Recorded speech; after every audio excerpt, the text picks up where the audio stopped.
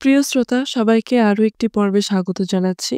আপনারা শুনছেন হুমায়ূন আহমেদের বহুব্রীহি। আজ তার ২য় পর্ব। রিকশা এসে থেমেছে নিরিবিলির সামনে। রিকশায় বসে আছে পাকুন্দিয়ার এমদাদ খন্দকার, সঙ্গে তার নাতনি পুতুল। এমদাদ খন্দকারের বয়স ৬০-এর উপরে, অতি ধুরন্ধর ব্যক্তি। মামলা মোকদ্দমায় মিথ্যা সাক্ষ্য দেয়া তার আজীবন পেশা। গ্রামের জমিজমা সংক্রান্ত মামলায় তিনি দুপক্ষেই সলা পরামর্শ দেন। নিয়ম থাকলে দুপক্ষের হয়েও সাক্ষী দিতেন। নিয়ম নেই বলে দিতে পারেন না। জাল দলিল তৈরির ব্যাপারেও তার প্রবাদ তুল্য খ্যাতি আছে। পুতুলের বয়স ১৫, এবার ম্যাট্রিক পাশ করেছে, ফার্স্ট ডিভিশন এবং ২টা লেটার। রেজাল্ট বের হবার পর এমদাদ খন্দকার খুব আফসোস করেছে। নাতনি যদি নকল করতে রাজি হতো তাহলে ফাটাফাটি ব্যাপার হতো। নকল ছাড়াই এই অবস্থা। পুতুলকে নিয়ে এমদাদ খন্দকার নিরিবিলিতে কেন এসেছে তা পরিষ্কার বোঝা যাচ্ছে না। পুতুলও কিছু জানে না।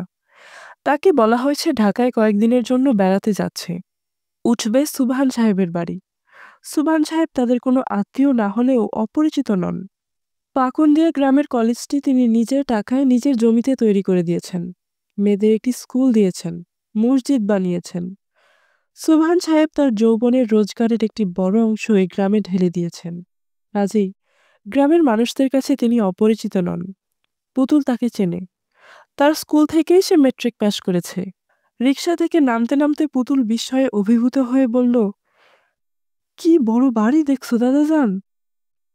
এমদাদ মুখ বিকৃত করে বলল, পয়সার মা বাপ নাই, বড় হইব না তো কি, চোরা পয়সা। পুতুল দুঃখিত গলায় বলল, চোরা পয়সা কি যে ক দাদাজান, এমন একটা ভালো মানুষ, কত টাকা পয়সা দিছে গ্রামে। টাকা পয়সা দিলেই মানুষ ভালো হয়? এদের শরীরে আছে বদ রক্ত। এরারে আমি চিনি না, হাড়ে গুষতে চিনি। পুতুল কিছু বলল না। তার দাদাজানের চরিত্র সে জানে। মানুষের ভালো দিক তার চোখে পড়ে না, হয়তো কোনোদিন পড়বেও না। পুতুল, জি দাদাজান। এমদাদ গলা নিচু করে বলল, সুবহান সাহেবের দাদার বাপ ছিল বিখ্যাত চোর। এরা হইল চোর বংশ।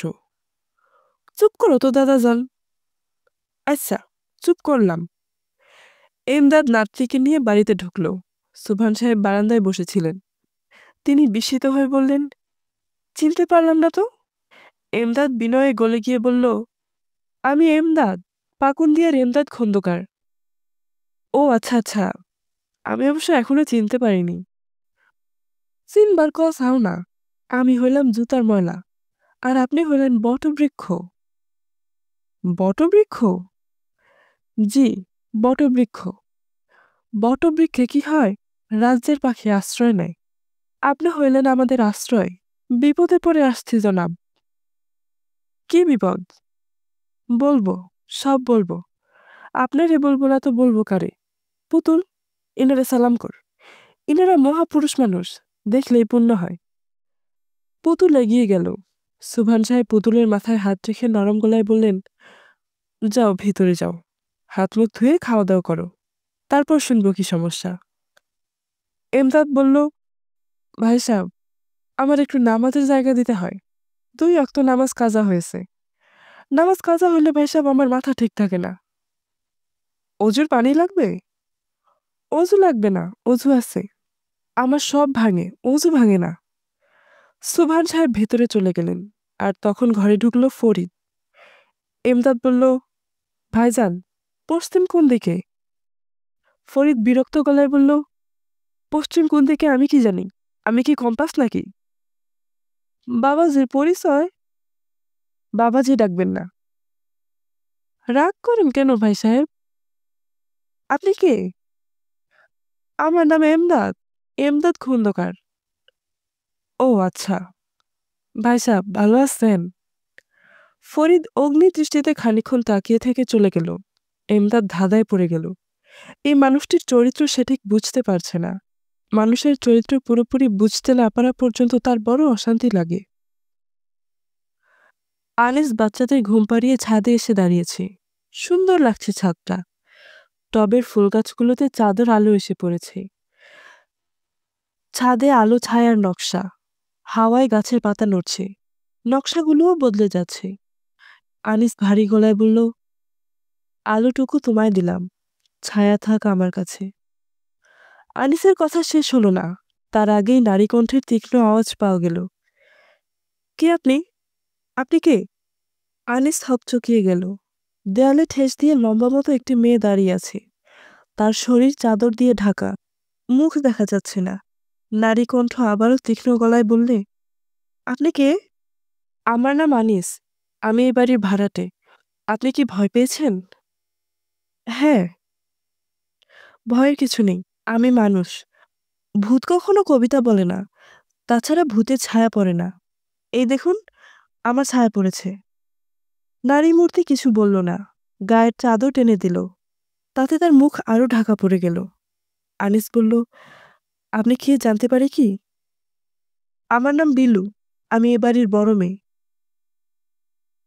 ছাদে কি করছেন?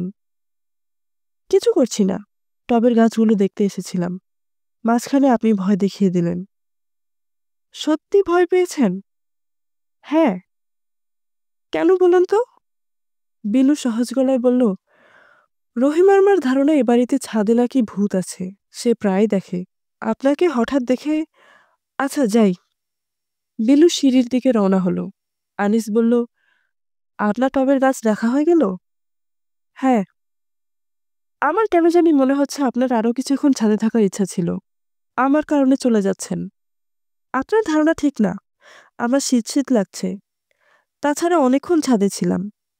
আনিস সহজ গলায় বলল, আপনাকে ভয় দেখানোর জন্য দুঃখিত। বিল্লু হেসে ফেলল, বেশ শব্দ করে হাসল। আনিস হাসি শুনে হতভম্ব হয়ে গেল। এই হাসি তার পরিচিত, এই জীবনে অনেকবার শুনেছে। রেশমা এমনি করেই হাসত, কিশোরীদের ঝনঝনে গলা, যে গলা একই সঙ্গে আনন্দ এবং বিষাদ মাখানো। বিল্লু বলল, যাই কেমন? আনিস দ্বিতীয়বার চমকালো। রেশমাও কোথাও যাবার আগে মাথা কাত করে বলতো, যাই কেমন, যেন অনুমতি প্রার্থনা করছে। যদি অনুমতি পাওয়া না যায় তাহলে যাবে না। বিলু তরতর করে সিঁড়ি বেয়ে নেমে যাচ্ছে, সিঁড়ির মাথায় মূর্তির মতো আনিস দাঁড়িয়ে। সে ফিসফিস করে বলল, আলোটুকু তোমায় দিলাম, ছায়া থাক আমার কাছে। তার ভালো লাগছে না, কোথাও কিছু একটা ঘটে গেছে। অনেক দূরের দেশ থেকে যেন হঠাৎ রেশমা উঠে এলো। এই কেমন করে হয়? যে চলে গেছে সে আর আসে না, মানুষের কোনো বিকল্প হয় না। কি যেন কথাগুলো, এই পৃথিবী একবার পায় তারে, কোনোদিন পায় না কেউ আর। লাইনগুলো কি ঠিক আছে না ভুলটুল কিছু হলো? এমদাদ এবং তার নাতনিকে থাকার জন্য যে ঘরটা দেওয়া হয়েছে, সেই ঘর এমদাদের খুব পছন্দ হলো। সে 3বার বলল, দক্ষিণ দুয়ারের জানালা লক্ষ্য করে দেখ, ঘুম হবে তোফা। পুতুল শুকনো গলায় বলল, ঘুম ভালো হইলেই ভালো, আরাম করে ঘুমাও। খাটও 2টা আছে, একটা তোর, একটা আমার, ব্যবস্থা ভালোই। কি কস পুতুল? পুতুল চুপ করে রইল। এমদাদ বলল, ভয় ভয় ছিলাম বুঝলি, কিছু বলা যায় না। যদি চাকর বাকরের ঘর দিয়া বসে, দিয়া বসতেও তো পারে। মানের লোকের মান তো সবাই দেখে না। আরে আরে, কারবার দেখা যা, ঘরের লগে পেশাবখানা, এ নাহি কারবার। আনন্দে এমদাদের মুখ ঝলমল করছে, শুধু পুতুল মুখ কালো করে রেখেছে। কিছুতেই তার মন বসছে না। অন্যের বাড়িতে আশ্রিত হবার কষ্ট ও যন্ত্রণা সে তার ক্ষুদ্র জীবনে অনেকবার ভোগ করেছে, এখন আবার শুরু হলো। ইচ্ছা মৃত্যুর ক্ষমতা যদি মানুষের থাকতো তাহলে বড় ভালো হতো, এই যন্ত্রণা সহ্য করতে হতো না। ও পুতুল। কি দাদাজান, ঘর ভালোই দিছে ঠিক না? হুম। এখন খেয়াল রাখবি, সবের সাথে যেন ভালো ব্যবহার হয়। যে যা কয় শুনবি, আর মুখে বলবি জি, কথা ঠিক। এই কথার উপরে কথা নেই। গ্রাম দেশের লোক বলে, মুখের কথায় চিরা ভিজে না। মিথ্যা কথা, মুখের কথায় সব ভিজে। তোর মুখ এমন শুকনা দেখায় কেন রে পুতুল? এখানে কতদিন থাকবা? আসতে না আসতেই কতদিন থাকবা? থাকা না থাকা নিয়ে তুই চিন্তা করবি না, এটা আমার উপরে ছাইড়া দে। যা, হাত মুখ ধুই আয়, তাই দানা পানি মুখে দেই। এবারের খাওয়া খাদ্যও ভালো হওয়ার কথা। এমদাদের আশঙ্কা ছিল, হয়তো চাকর বাকরদের সঙ্গে মেঝেতে পাটি পেতে খেতে হবে। যদি দেয় তাহলে বেইজ্জতির সীমা থাকবে না। দেখা গেল খাবার টেবিলেই খেতে দেওয়া হয়েছে, বাড়ির কর্ত্রী স্বয়ং তদারক করছেন।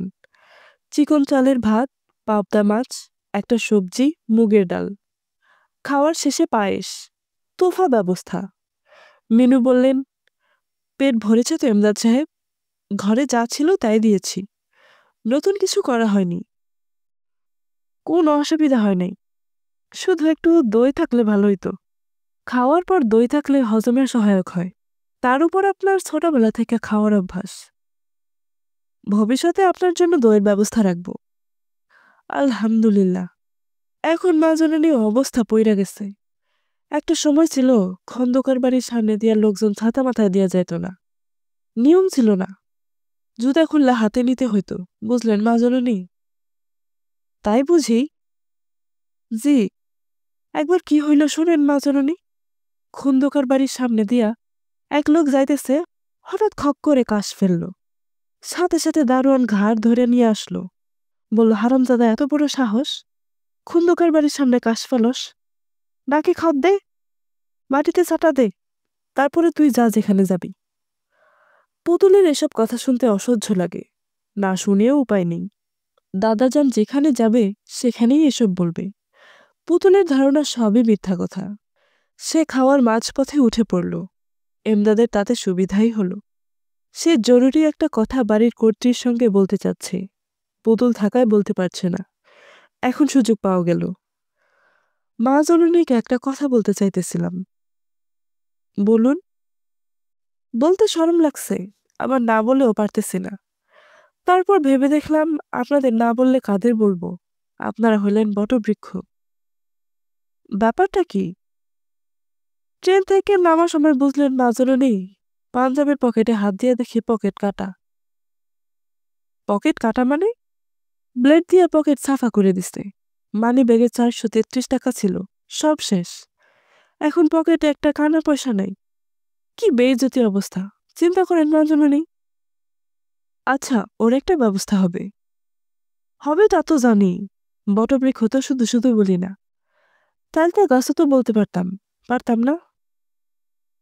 আপনাকে কি মিষ্টি দেব? ঘরে মিষ্টি আছে। দেন। আমার অবশ্য ডায়াবেটিস, মিষ্টি খাওয়া নিষেধ। এত নিষেধ শুনলে তো আর হয় না। কি বলেন মা জননী? মিষ্টি খাইতে পারবে না, ভালো মন্দ খানা খাইতে পারবে না, সিগারেট খাইতে পারবে না, তাহলে খামুটা কি? বাতাস খামু? দীর্ঘদিন পর এমদাদের খুব চাপ খাওয়া হয়ে গেল। পেট দমসম হয়ে আছে, খানিকক্ষণ হাঁটাহাঁটি করা দরকার। এদের বাড়িঘর লোকজন সবার সম্পর্কে একটা ধারণা থাকা দরকার। সে দীর্ঘ পরিকল্পনা নিয়ে এসেছে। নাতনিটাকে এ বাড়িতে গছিয়ে যেতে হবে। কাজেই পরিবারের সদস্যদের নারী নক্ষত্র জানা থাকা প্রয়োজন। তার কাছে অবশ্য বেশিরভাগ সদস্যকেই বোকা কিসিমের বলে মনে হচ্ছে। এটা খুবই ভালো লক্ষণ। যে পরিবারের সদস্যদের মধ্যে অর্ধেক থাকে বোকা, সেই পরিবারেই সাধারণত সুখী হয়। এমদাদ ফরিদের ঘরে উকি দিল। ফরিদ চিন্তিত মুখে বিছানায় বসে আছে। ছবির পরিকল্পনা ভেঙে যাওয়ায় তার মন খুবই খারাপ। এমদাদ ঘরে ঢুকতে ঢুকতে বলল, বাবাজি কি জেগে আছেন? ফরিদ কড়ার চোখে তাকালো, থমথমে গলায় বলল, আপনি কি এর আগে কাউকে চোখ মেলে বসে বসে ঘুমোতে দেখেছেন, যে আমাকে এরকম একটা প্রশ্ন করলেন? দেখেছেন এভাবে কাউকে ঘুমোতে? এমদাদ প্রথমটায় হকচকিয়ে গেলেও অতি দ্রুত নিজেকে সামলে নিল। সহজ গলায় বলল, জি জনাব, দেখেছি। চোখ মেলে দাঁড়া দাঁড়িয়ে ঘুমাতে দেখেছি। কাকে দেখেছেন? ঘোড়াকে। ঘোড়া দাঁড়া দাঁড়ায় ঘুমায়। লোকটির স্পর্ধায় ফরিদ হতভম্ব। আমাকে দেখে আপনার কি ধারণা হয়েছে যে আমি একটা ঘোড়া? জি না। আপনি বয়স্ক প্রবীণ একজন মানুষ বলেই আমি এই দফায় আপনাকে ক্ষমা করে দিচ্ছি। ভবিষ্যতে আর করা হবে না। জি আচ্ছা। আপনি কখনো আমার ঘরে ঢুকবেন না। জি আচ্ছা। দাঁড়িয়ে আছেন কেন? চলে যান। একটা সিগারেটের জন্য দাঁড়িয়ে আছি। বাবাজি কি সিগারেট খান? খাই, কিন্তু আপনাকে সিগারেট দেওয়া হবে না। আপনি যেতে পারেন। জি আচ্ছা। জিনিসটা অবশ্য স্বাস্থ্যের জন্যও খারাপ। এমদাদ বের হয়ে গেল। ফরিদের ঘরের ঘটনা তাকে খুব একটা বিচলিত করল না, বরঞ্চ সে খানিকটা মজাই পেল। বড় ধরনের বেকুব সংসারে থাকা ভালো। যে সংসারে বড় ধরনের কোনো বেকুব থাকে সেই সংসারে কখনো ভয়াবহ কোনো সমস্যা হয় না। বোকাগুলো কোনো না কোনোভাবে সমস্যা পাতলা করে দেয়। এমদাদ রাস্তায় বের হলো। চাপ খাওয়ার পর তার একটা সিগারেট দরকার। অপরিচিত মানুষের কাছে টাকা চাওয়া সমস্যা, কিন্তু সিগারেট চাওয়া কোনো সমস্যা না। এমদাদ আধা ঘন্টার মধ্যে 6টা সিগারেট জোগাড় করে ফেলল। তার টেকনিকটা এরকম, সিগারেট ধরিয়ে কোনো ভদ্রলোক হয়তো আসছে। এমদাদ হাসি মুখে এগিয়ে যাবে। আসসালামু আলাইকুম ভাই সাহেব। অপরিচিত ভদ্রলোক থমকে দাঁড়ায় বিস্মিত গলায় বললেন, আমাকে কিছু বলছেন? জি, বলুন। আমার হার্টের অসুখ, ডাক্তার সিগারেট বন্ধ করে দিয়েছে। লুকিয়ে চুকিয়ে যে একটা টান দিব সেই উপায় নেই। ঘর থেকে একটা পয়সা দেন ভাই, এখন যদি আপনি একটা সিগারেট দেন তো জীবনটা রক্ষা হয়। ডাক্তার যখন নিষেধ করেছে তখন তো সিগারেট খাওয়া উচিত হবে না। কয়দিন আর বাঁচবো বলেন? এখন সিগারেট খাওয়া না খাওয়া তো সমান। এরপর আর কথা চলে না। অপরিচিত ভদ্রলোক পকেটে হাত দিয়ে সিগারেট বের করলেন। এমদাদ হাসি মুখে বলল, 2টা দিয়ে দেন ভাই সাহেব, রাতে খাওয়ার পর একটা খাবো। এমদাদ যখন সিগারেটের সঞ্চয় বাড়াতে ব্যস্ত তখন বাড়ির ভিতরে ছোট্ট একটা নাটক হলো। মিনু 300 টাকা হাতে নিয়ে পুতুলকে বললেন, মা, এই টাকাটা তোমার দাদাকে দিও। পুতুল বিস্মিত হয়ে বলল, কিসের টাকা? ওনার মানিব্যাগ পকেট মার হয়ে গেল, উনি বলছিলেন। পুতুল কাঁদো কাঁদো গলায় বলল, কই, দাদা জানের কোনো টাকা তো পকেট মার হয় নাই। ওই তো দাদা জানের মানিব্যাগ। তবুও তুমি টাকাটা রাখো। না না, আমি টাকা রাখবো না। মিনু বিস্মিত হয়ে লক্ষ্য করলেন পুতুলের চোখে পানি এসে গেছে। তিনি বেশ অবাক হলেন। মিনু কোমল গলায় বললেন, কি ব্যাপার পুতুল? পুতুল ধরা গলায় বলল, দাদা যান মিথ্যা কথা বললে আমার বড় কষ্ট হয়। হয়তো মিথ্যা কথা না, হয়তো উনি ভুলে গেছেন। না, উনি ভুলেন নাই। উনি সহজে কিছু ভুলেন না। পুতুলের কান্নার বেগ ক্রমেই বাড়তে লাগলো। মিনু পুরোপুরি হকচকিয়ে গেলেন। এই মেয়েটা মনে হচ্ছে সম্পূর্ণ অন্যরকম। তিনি নিতান্ত অপরিচিত একটি মেয়ের প্রতি এক ধরনের মমতা অনুভব করলেন। নিরিবিলি বাড়িতে ক্রাইসিস তৈরি হতে বেশি সময় লাগে না। রাত 8টা 10 মিনিটে একটা ক্রাইসিস তৈরি হয়ে গেল। অবশ্য এটা যে একটা ক্রাইসিস শুরুতে তা বোঝা গেল না। রাতে টেবিলে সবাই খেতে বসেছে। সোবহান সাহেব হাত ধুয়েছেন। তার প্লেটে বিলু ভাত দিতে যাচ্ছে, তিনি বললেন, স্টপ। বিলু বলল, ভাত দেব না বাবা। না, প্লেট বোধহয় ভালো করে ধোয়া হয়নি, তাই না? ওসব কিছু না। সোবহান সাহেব চেয়ার ছেড়ে উঠে দাঁড়ালেন। মিনু বললেন, শরীর খারাপ লাগছে? সোবহান সাহেব অস্পষ্ট এক ধরনের শব্দ করলেন। এই শব্দের কোনো অর্থ নেই।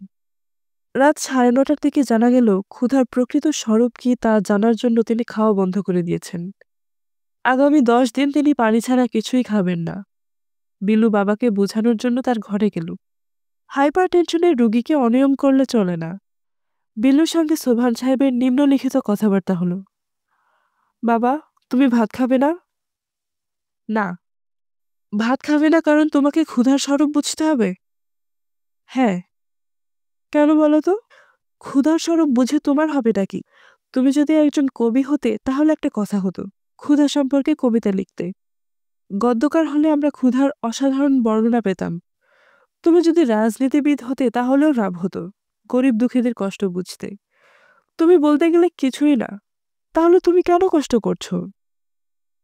তুই ঘর থেকে যা, বড় বিরক্ত করছিস। তুমি যদি না খাও তাহলে মাও খাবে না। সেটা তার ব্যাপার, আমি মন স্থির করে ফেলেছি। না খেয়ে কতদিন থাকবে? যতদিন পারি। অনশনে যাবার এই বুদ্ধি তোমাকে কে দিয়েছে বাবা? দোতলার আনিস সাহেব? হ্যাঁ, আমিও তাই ভেবেছিলাম। বিলু দোতলায় উঠে এলো। তার মুখ থমথম করছে। আনিসের 2টি বাচ্চাই শুয়ে আছে। দুজনের চোখই বন্ধ। কোনো সাড়া শব্দ করছে না, কারণ আনিস ঘোষণা করেছে সবচেয়ে বেশি সময় যে কথা না বলে থাকতে পারবে সে 5 টাকা পুরস্কার পাবে। পুরস্কারের 5টা টাকা খামে ভর্তি করে টেবিলের উপর রেখে দেওয়া আছে। আনিসের ধারণা পুরস্কারের লোভে চুপ করে থাকতে থাকতে দুজনই একসঙ্গে ঘুমিয়ে পড়বে, যদিও লক্ষণ তেমন মনে হচ্ছে না। টগর এবং নিশা মুখে কথা বলছে না ঠিকই, কিন্তু ইশারায় কথা বলছে। দুজনই হাত এবং ঠোঁট নাড়ছে। এইসব কীর্তিকলাপ বিলুকে ঢুকতে দেখে থেমে গেল। দুজনই চোখ বন্ধ করে মরার মতো পড়ে রইল, যেন ঘুমুচ্ছে। বিলু বলল, আনিস সাহেব, আমি কি আপনার সঙ্গে খানিকক্ষণ কথা বলতে পারি? আনিস হাসি মুখে উঠে দাঁড়ালো, কোমল গলায় বলল, অবশ্যই পারেন। আপনার সঙ্গে আমার ফর্মাল পরিচয় হয়নি। আমার নাম। আনিস বলল, আপনার সঙ্গে আমার পরিচয় হয়েছে, আপনার হয়তো মনে নেই। আপনার নাম মিলু, বরিশাল মেডিকেল কলেজে পড়েন। একবার ছাদে আমাকে দেখে ভয় পেয়েছিলেন। আপনি বসুন। না না, আমি বসার জন্য আসিনি। ঝগড়া করতে এসেছেন? হ্যাঁ।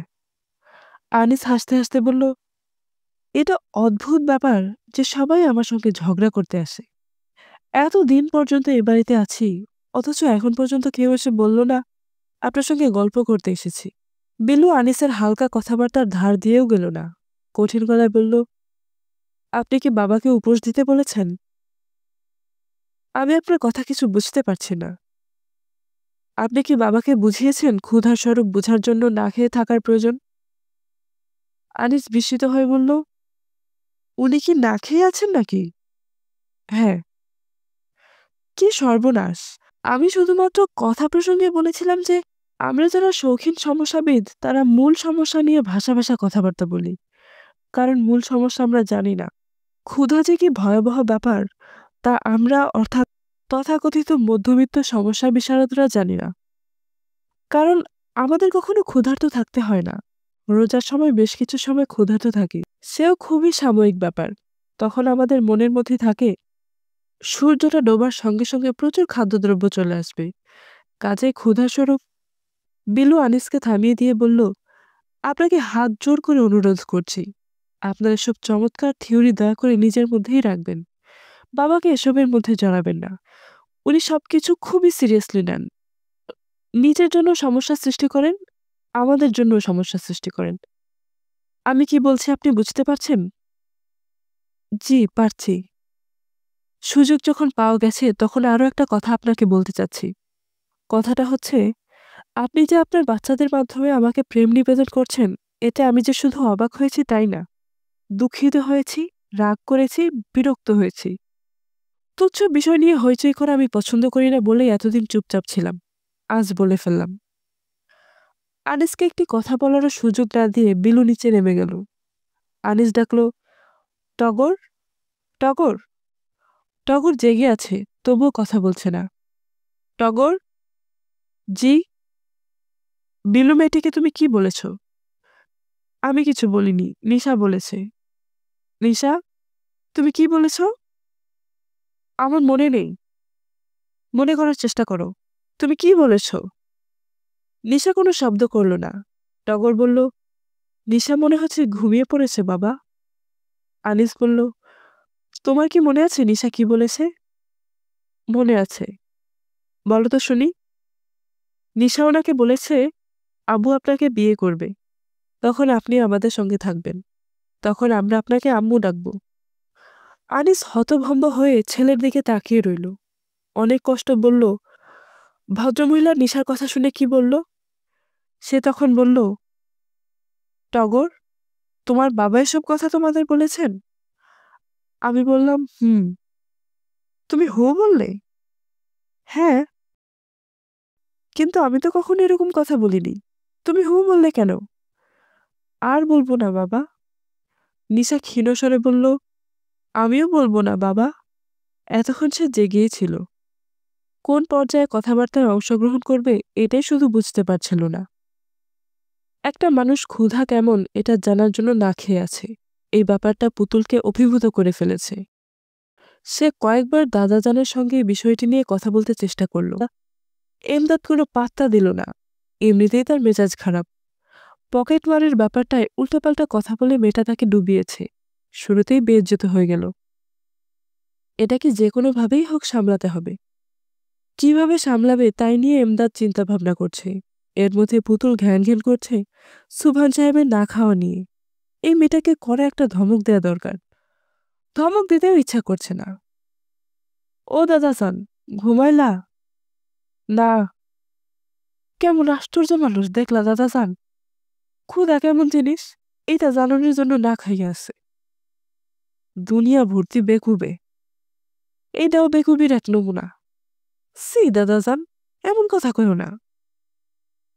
এই বুড়া বেকুব তো বেকুবই, তুইও বেকুব। তুই আমার সঙ্গে কথা কইস না। আমি কি দোষ করলাম দাদা যান?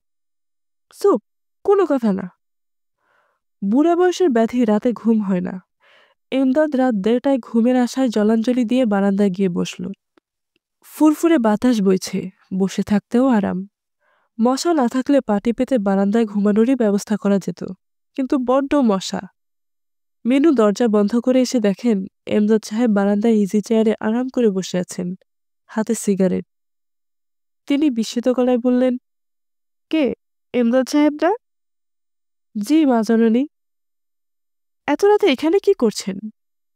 মনটা খুব খারাপ, ঘুম আসে না। মন খারাপ কেন? বাড়ির কর্তা না খেয়ে ঘুমিয়ে আছে, এজন্য মনটা খারাপ মা জননী। আমরা হলাম গ্রামের মানুষ, ক্ষুধা পেটে কেউ ঘুমাইতে গেছে শুনলে মনটা খারাপ হয়। ওইসব নিয়ে ভাববেন না, বিলুর বাবার এরকম পাগলামি আছে, সকালে দেখবেন ঠিকই নাস্তা করছে। শুনে বড় ভালো লাগছে মা জননী। আসুন, ভেতরে চলে আসুন, আমি দরজা বন্ধ করে দেব। এমদাদ ভেতরে ঢুকতে ঢুকতে বলল, আরেকটা বিষয় আপনারা বলা হয় নাই মা জননী, মানি ব্যাগের বিষয়ে। মানি ব্যাগ ছিল পুতুলের কাছে, মায়া খুব সাবধান তো, গুছায় রাখছে। এদিকে আমার পাঞ্জাবির পকেটে ছিল রুমাল, পকেট মাসে রুমাল নিয়ে গেছে। মিনু বলল, টাকা পয়সা প্রয়োজন হলে বলবেন, সংকোচ করবেন না। আলহামদুলিল্লাহ, কোনো সংকোচ করব না। আপনারা হলেন বটবৃক্ষ। যান, ঘুমোতে যান। জি আচ্ছা। ঘুম আসবে না, তবুও শুয়ে থাকবো। বাড়ির আসল লোক দানা পানি খায় নাই, এরপরেও কি ঘুম আসে? কম মা জননী। এসব নিয়ে আপনাকে ভাবতে হবে না, সকাল হলেই দেখবেন খাওয়া দাওয়া শুরু করেছি। উদ্দেশ্য তো আর কিছু না, উদ্দেশ্য হলো আমাকে যন্ত্রণা দেওয়া। এই কথা মুখে উচ্চারণ করবেন না মা জননী। ক্ষুধা কি যে বুঝতে চায় সে কি সাধারণ লোক? সে তো বলতে গেলে আল্লাহর ওলি। ঠিক বলছি না মা জননী? মিনু জবাব দিলেন না। এ লোক কি মতলবে এসেছে কে জানে। বিনা কারণে আসলে বোঝাই যাচ্ছে নিশ্চয়ই বড় কোনো সমস্যা। সমস্যা টেনে টেনে তিনি এখন ক্লান্ত ও বিরক্ত, আর ভালো লাগে না। সোভান সাহেব ভোরবেলায় কাপে করে 1 কাপ পানি খেলেন, আর কিছুই খেলেন না। মিনু বললেন, তুমি সত্যি সত্যি কিছু মুখে দেবে না? না। কেন? কেন জবাব তো দিয়েছি, আমি ক্ষুধার স্বরূপ বুঝতে চাই। রাগে দুঃখে মিনু চোখে পানি এসে গেল। একজন বয়স্ক মানুষ যদি এরকম যন্ত্রণা করে তাহলে কিভাবে হয়? মিনুর ইউনিভার্সিটিতে যাবার খুব প্রয়োজন ছিল, সে গেল না। বাসার আবহাওয়া মনে হচ্ছে ভালো না। বাবার প্রেশারের কি অবস্থা কে জানে। ডাক্তারকে খবর দেওয়া প্রয়োজন। তবে এক্ষুনি ছুটে যাওয়ার দরকার নেই, দুপুর পর্যন্ত যাক, তারপর দেখা যাবে। দুপুরে ফরিদ দুলাভাইয়ের অনশনের খবর পেল। তার উৎসাহের সীমা রইল না। কাদেরকে ডেকে বলল, সাবজেক্ট পাওয়া গেছে, অসাধারণ সাবজেক্ট।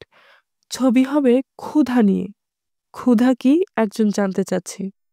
ক্যামেরা তার মুখের উপর ধরে রাখা। মাঝে মাঝে ক্যামেরা সরে নানান ধরনের খাবার দাবারের উপর চলে যাচ্ছে, আবার ফিরে আসছে তার মুখে। লোকটার অবস্থা দ্রুত খারাপ হচ্ছে। ক্ষুধার সঙ্গে যুক্ত হয়েছে তৃষ্ণা। ক্যামেরা প্যান করে চলে গেল ঝর্ণায়। ঝিরঝির করে ঝর্ণার পানি পড়ছে, অথচ ওই লোকটির মুখে এক ফোঁটা পানি নেই। ক্যামেরা চলে গেল আকাশের মেঘে। কাদের উৎসাহী হয়ে বলল, আবার ছবি হইব মামা? ফরিদ বলল, ছবি হবে না মানে? একটা প্রজেক্ট ফেল করেছে বলে সবকটা প্রজেক্ট ফেল করবে নাকি? বলতে গেলে আজ থেকেই ছবির কাজ শুরু হলো। ছবির নাম হে ক্ষুধা। কি কইলেন মামা? হে ক্ষুধা। হে কথাটা বাদ দেন মামা, অপায় কথা। এর আগেরবারও হে আসিল বললা ছবি আর নাই। কথা মন্দ বলিসনি, তাহলে বরং হেটা পিছনে নিয়ে যাই। ছবির নাম ক্ষুধা হে, কি বলিস? মন্দ না। কাগজ কলম দে, ইমিডিয়েট যেসব চিন্তাভাবনা আসছে সেগুলো নোট ডাউন করে ফেলি। দুলাভাইয়ের সঙ্গেও আলাপ করা দরকার। ছবিটা যখন তাকে নিয়েই হচ্ছে। কাদের ক্ষীণস্বরে বলল, আমরা আর কোনো পার্ট থাকতো না মামা। থাকবে, তবে সাইড রোল। সেন্ট্রাল ক্যারেক্টার হচ্ছে দুলাভাই। দেখি আপার সঙ্গেও ব্যাপারটা ফয়সালা করে নিই। মিনু রাগ করে বিলুর ঘরে শুয়ে আছেন। সকালে তিনিও নাস্তা করেননি। তার প্রচণ্ড মাথা ধরেছে। যন্ত্রণা থেকে মুক্তির জন্য বাড়ি থেকে চলে যাবার কথাও মনে আসছে। রাগারাগি তার স্বভাবে নেই, তবুও সবাই বেশ কয়েকবার তার কাছে ধমক খেয়েছে। তিনি বলে দিয়েছেন কেউ যেন তাকে বিরক্ত না করে। কাজেই ফরিদ যখন বিশাল একটা খাতা হাতে নিয়ে গম্ভীর স্বরে বলল, আপা আসবো, তিনি কড়া গলায় বললেন, ভাগ এখান থেকে। তুমি যা বলবে তাই হবে, কিন্তু তার আগে তোমার কয়েকটা মিনিট সময় আমাকে দিতে হবে। দুলাভাইকে নিয়ে ছবি করছি আপা। ছবির নাম ক্ষুধা হে। দুলাভাই সেখানে মানুষ না, দুলাভাই হচ্ছেন ক্যামেরা। যে ক্যামেরা ক্ষুধাকেই বুঝতে চেষ্টা করছে। 15 মিনিটের ছবি, 15 মিনিটই যথেষ্ট। শেষ দৃশ্যটা নিয়েছি সুকান্তের কবিতা থেকে। ঘন নীল আকাশে পূর্ণিমার চাঁদ। হঠাৎ সে চাঁদটা হয়ে গেল একটা আটার রুটি। দুটা রোগা রোগা হাত আকাশ থেকে সে চাঁদটা অর্থাৎ রুটিটা নামিয়ে এনে ছিঁড়ে টুকরো টুকরো করে খেয়ে ফেলল। কেমন হবে আপা বলো তো? অসাধারণ না? মিনু একটিও কথা না বলে ঘর থেকে বের হয়ে গেলেন। ফরিদের সঙ্গে কথা বলা অর্থহীন। সে নিজের মনে বকবক করতে থাকুক। মানুষের অবহেলা ফরিদকে তেমন বিচলিত করে না। এবারও করল না। আসলে এই মুহূর্তে ক্ষুধায় ছবির শেষ দৃশ্য তাকে অভিভূত করে রেখেছে। রোগা রোগা দুটা হাত আকাশ থেকে চাঁদটা নামিয়ে ছিঁড়ে টুকরো টুকরো করে কপ কপ করে খেয়ে ফেলছে। এই দৃশ্যের কোনো তুলনা হয় না।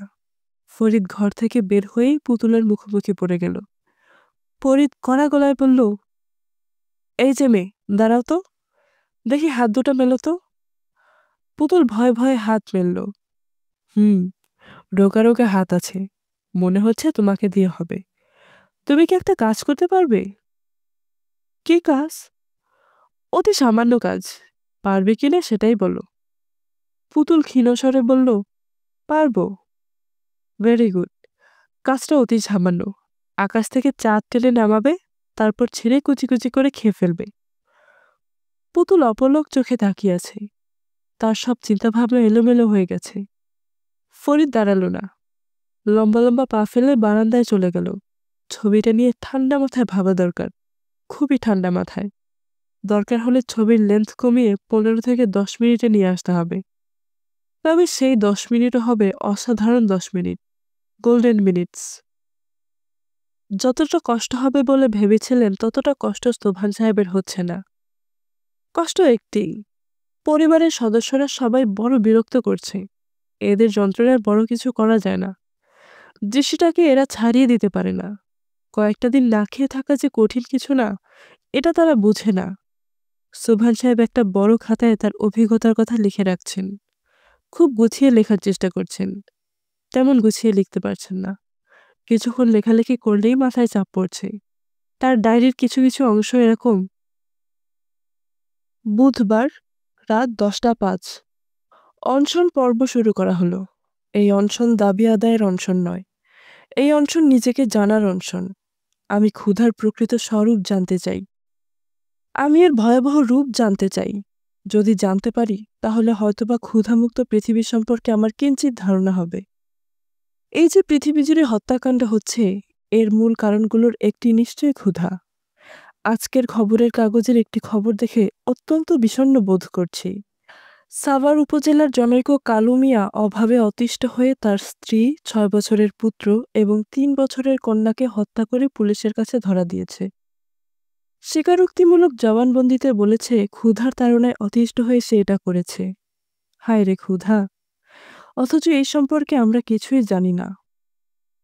বৃহস্পতিবার সকাল 11টা। আমি আমার পরিবারের সদস্যদের প্রতি অত্যন্ত বিরক্ত বোধ করছি। আমি একটা পরীক্ষা করছি, তাও তারা করতে দেবে না। তাদের ধারণা হয়েছে অল্প কয়েক ঘন্টা না খেয়ে থাকার কারণে আমি মারা যাব। মৃত্যু এত সহজ নয়। 42 দিন শুধুমাত্র পানি খেয়ে জীবিত থাকার রেকর্ড আছে। এরা এই জিনিসটা বুঝতে চায় না। আমার মৃত্যু প্রসঙ্গে এদের অতিরিক্ত সচেতনতাও আমার ভালো লাগছে না। মৃত্যু একটি অমোঘ ব্যাপার, একে নিয়ে এত মাতামাতি কেন? পবিত্র কোরআন শরীফে তো স্পষ্ট উল্লেখ আছে, প্রতিটি জীবিত প্রাণীকে মৃত্যুর স্বাদ গ্রহণ করতে হবে। বর্তমানে ধর্মগ্রন্থ পাঠের একটা প্রবল ইচ্ছা বোধ করছি। ক্ষুধার্ত মানুষ কি পরলৌকিক চিন্তা করে? একটি জরুরি বিষয় লিখে রাখা দরকার বোধ করছি। মিনু বড় কান্নাকাটি করছে। এত কান্নাকাটির কি আছে তা তো বুঝতে পারছি না। বিলু এসে বলে গেল আমি যদি না খাই তাহলে তার মাও খাওয়া বন্ধ করে দিবে। এ দেখে আরেক যন্ত্রণা হলো। বৃহস্পতিবার, বেলা 1:10। ফরিদের ফাজলামির সীমা অতিক্রম করে যাচ্ছে বলে আমার ধারণা। শুনলাম এই গাধা এখন নাকি আমাকে নিয়ে ছবি করবে। ছবির নাম ক্ষুধা হে। এই গাধাটাকে ঘাড় ধরে বাড়ি থেকে বের করে দিতে পারলে মন শান্ত হতো। মিনুর মুখের দিকে তাকিয়ে তা করতে পারছি না। মিনু ফরিদকে বড়ই পছন্দ করে, আমিও করি। কেন করি তা জানি না। ভালো কথা, এখন একটু কষ্ট হওয়া শুরু হয়েছে, মাথা ঘুরছে। প্রেশারের কোনো সমস্যা কিনা কে জানে। ক্রমাগত ধর্মগ্রন্থ পাঠ করার চেষ্টা করছি। পবিত্র কোরআন শরীফে যে এত সুন্দর সুন্দর অংশ আছে আগে লক্ষ্য করিনি। মূল আরবিতে পড়তে পারলে ভালো হতো।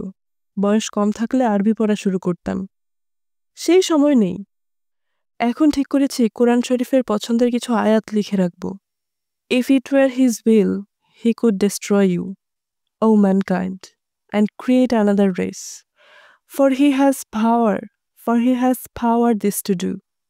সূরা নিসা 134 নং আয়াত। আল্লাহ তাআলা নতুন জাতি সৃষ্টি করার কথা বলছেন।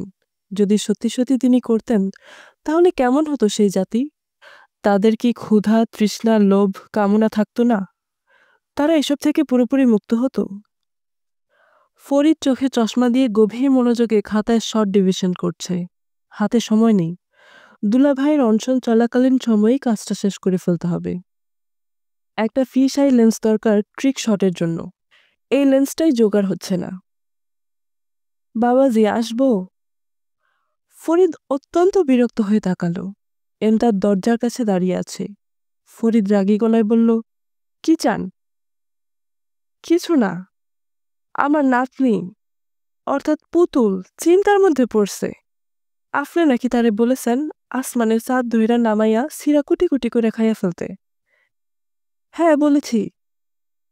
হতভম্ব এমদাদ দীর্ঘ সময় চুপ করে থেকে বলল, খাইয়া ফেলতে বলেছেন? হ্যাঁ বলেছি। কেন, কোনো অসুবিধা আছে? এমদাদ শুকনো গলায় বলল, জি না, অসুবিধার কি? অসুবিধার কিছু নাই। আপনার কথা শেষ হয়েছে? জি। তাহলে দয়া করে ঘর থেকে বের হয়ে যান। অবশ্যই অবশ্যই। এমদাদ প্রায় ছুটেই ঘর থেকে বের হয়ে এলো। এই লোকটির মাথা যে খানিকটা উলটপালট আছে তা সে শুরুতেই বুঝে গিয়েছিল। সেই উলটপালট যে এতখানি তা বুঝেনি। কিন্তু যে আকাশের চাঁদ ছিঁড়ে কুচি কুচি করে খেয়ে ফেলার কথা ভাবে তাকে সহজ পাগলের দলে ফেলা ঠিক হবে না। এর কাছ থেকে দূরে দূরে থাকতে হবে। পুতুলকেও বলে দিতে হবে যেন এই লোকের ত্রিসীমানায় না আসে। মনসুরকে আজ বিকেলে হাসপাতাল থেকে রিলিজ করে দেবে। সে এখন পুরোপুরি সুস্থ। ফুসফুসে পানি ঢুকে যাওয়ায় যে জটিলতা দেখা দিয়েছিল তা এখন নেই। আর হাসপাতালে পড়ে থাকারও কোনো মানে হয় না। অবশ্য মনসুর চাচ্ছে আরও কিছুদিন থেকে যেতে। হাসপাতালের বিছানায় শুয়ে থাকতে তার মন্দ লাগে না। বইপত্র পড়া যায়, আরাম করে ঘুমোনো যায়। সবচেয়ে বড় কথা, প্রায় দিনই মিলি এসে দেখে যায়। সে হাসপাতাল ছেড়ে দিলে নিশ্চয়ই মিলি তাকে দেখতে আসবে না। হাসপাতালের বিছানায় মনসুরের বেশিরভাগ সময় মিলির কথা ভেবেই কাটে। মিলিকে নিয়ে পেন্সিল দিয়ে এসে কবিতাও লিখেছে। সম্ভবত কিছুই হয়নি। কাউকে দেখাতে পারলে হতো। দেখাতে লজ্জা লাগে। একটা কবিতা এরকম, একটু আগে এসেছিলেন মিলি, চারদিকে তাই এমন ঝিলিমিলি। মনটা আমার হলো উড়ু উড়ু, বুকের ভিতরে শব্দ দুরু দুরু। যখন মিলি বিদায় নিতে চান আমি বলি, একটু বসে যান, হাত বাড়িয়ে আমার দুহাত ধরুন। বাকিটা আর পারা যায়নি। ধরুনের সঙ্গে ভালো কোনো মিল পাওয়া যাচ্ছে না। ধরুন, করুন, মরুন, কোনোটাই ভালো লাগে না। আপাতত খাতা বন্ধ রেখে মনসুর গভীর মনোযোগে একটি চটি বই পড়ছে। বইটি ইংরেজিতে লেখা। বইয়ের বিষয়বস্তু হচ্ছে মেয়েদের পছন্দ অপছন্দ।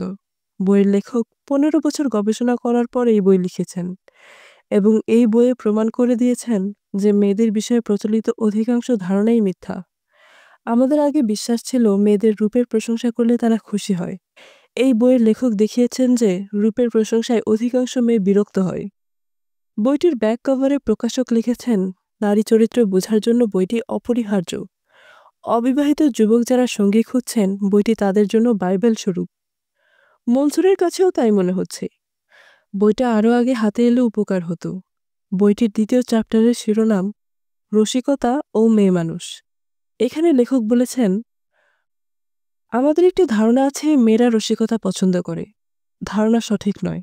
মেয়েরা রসিকতা একেবারেই পছন্দ করে না। কারণ কখনো কোনো মেয়েকে রসিকতা করতে দেখা যায় না। কেউ যদি মেয়েদের সঙ্গে রসিকতা করে, তাহলে মেয়েরা তার সম্পর্কে নিম্নলিখিত ধারণা পোষণ করেন। এই ধারণা 500 মেয়েদের মাঝ থেকে জরিপের মাধ্যমে নেয়া।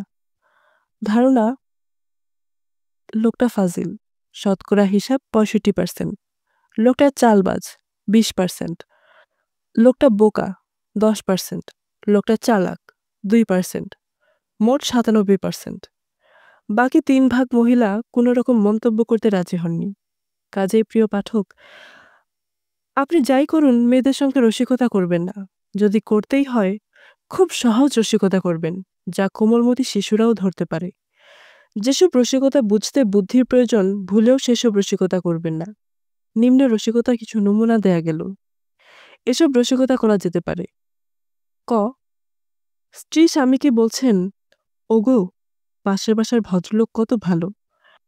অফিসে যাবার সময় রোজ তার স্ত্রীকে চুমু দিয়ে যান। তুমি এরকম করো না কেন? স্বামী অবাক হয়ে বললেন, আমি কি করে করব? আমি কি ওই ভদ্রমহিলাকে চিনি? মন্তব্য, জরিপে দেখা গেছে শতকরা 25 ভাগ মহিলা এই রসিকতা বুঝতে পারে না, তবুও হাসে। কাজে একটু সাবধান থাকা ভালো। প্রসঙ্গত উল্লেখ্য, যৌন বিষয়ক রসিকতা মেয়েরা না বুঝলেও খুব পছন্দ করে। খ, শিক্ষক জিজ্ঞেস করছেন সম্রাট শাহজাহান কোথায় মারা গেছেন। ছাত্র বলল, ইতিহাস বইয়ে 70 পৃষ্ঠায়। মন্তব্য, এই রসিকতা শতকরা 78 ভাগ মহিলা বুঝতে পারেন। যারা বুঝতে পারেন না তারা সাধারণত অবাক হয়ে বলেন, 70 পৃষ্ঠায় মারা গেছে? আপনি তাহলে বলতে চাচ্ছেন 70 নাম্বারটা আনলাকি? গ, এক পাগলের বই পড়ার নেশা। সব বই সে পড়ে না, শুধু নাটকের বই পড়ে। পড়তে পড়তে নাটকের যাবতীয় বই সে পড়ে শেষ করে ফেলল।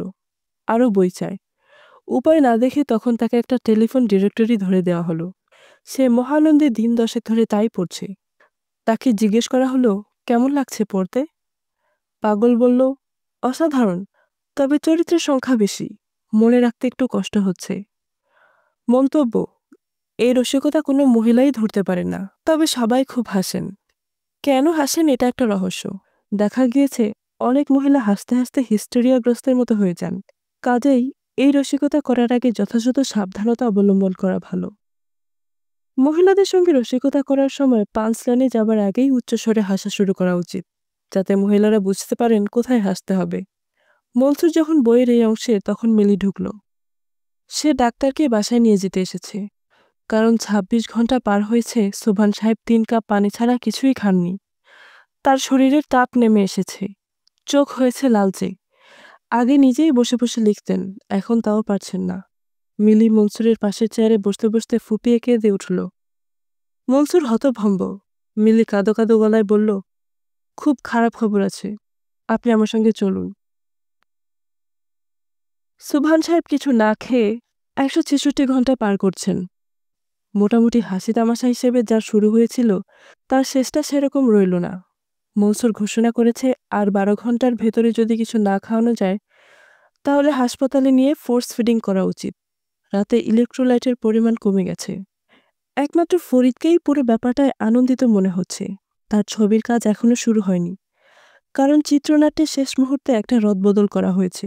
ফরিদ ঠিক করেছে পুরো দৃশ্যটি একটা গানের উপর করা হবে। গানটা এমন, যার সঙ্গে ক্ষুধার কোনো সম্পর্ক নেই। সেই গানটাও সিলেক্ট করা হয়েছে। হলুদিয়া পাখি সোনার বরণ পাখিটি ছাড়িল কে। গানের সঙ্গে ছবির যদিও কোনো সম্পর্ক নেই, তবুও ছবিটা এমনভাবে করা হবে যে একটা সম্পর্ক দাঁড়িয়ে যাবে। খুব কঠিন কাজ। তবে জীবনের আনন্দ তো কঠিন কাজেই। সহজ কাজ সবাই পারে, কঠিন কাজ পারে কজনে? ছবি নিয়েও মিলির সঙ্গে ছোটখাটো ঝগড়ার মতো হলো।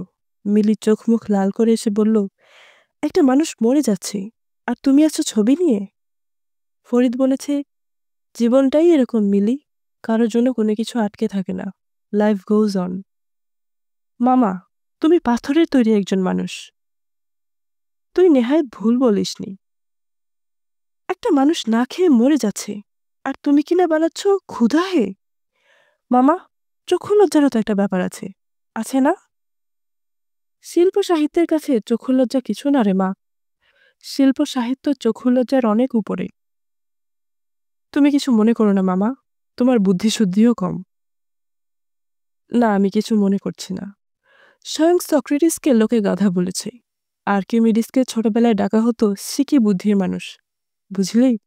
মিলি জবাব না দিয়ে উঠে পড়েছে। মামার সঙ্গে তর্ক করা অর্থহীন। এই বাড়ির কাণ্ড কারখানা দেখে সবচেয়ে বেশি হকচকিয়ে গেছে এমদাদ। সে কল্পনাও করতে পারেনি সত্যি সত্যি একটা মানুষ না খেয়ে এতদিন পার করে দেবে। এরকম অবস্থায় কোনো কথাবার্তাও তো বলা যায় না। যে পরিকল্পনা নিয়ে এসেছিল সেই পরিকল্পনাও কোনো কাজে আসছে না। নাতনিটার একটা ব্যবস্থা করা দরকার, দেখে শুনে একটা বিয়ে দিয়ে দেয়া। গ্রামের বাড়িতে তাকে রাখা এখন আর সম্ভব হচ্ছে না। কিছু গুন্ডাপান্ডা ছেলে পেছনে লেগেছে, এদের মতলব ভালো না। গত বর্ষায় বদি শেখের বউকে ধরে পাট খেতে নিয়ে গেছে। লজ্জায় এই ঘটনা বদি শেখ কাউকে বলেনি। না বললেও কারোর জানতে বাকি নেই। ঘটনার নায়করাই সবাইকে বলে বেড়াচ্ছে। এদেরই একজন পুতুলকে বিয়ের প্রস্তাব দিয়েছে এবং আকারান্তে জানিয়েছে প্রস্তাবে রাজি না হলে পাট খেতে যেতে হবে। এরপর আর গ্রামে থাকা সম্ভব না। এমদাদ নাতনিকে নিয়ে বলতে গেলে পালিয়েই এসেছে। সে জানে ঘটনা শুনলে সোভান সাহেব একটা ব্যবস্থা করবেনই, কিন্তু ঘটনা শোনানোর সময়ই তো হলো না। না খেয়ে মরমর অবস্থা। সব মন্দ জিনিসের একটা ভালো দিকও আছে। সোভান সাহেবের এই অসুখের ফলে মনসুর নামের এই ডাক্তার ছেলেটার সঙ্গে পরিচয় হলো। এই ছেলে ঘন ঘন আসছে।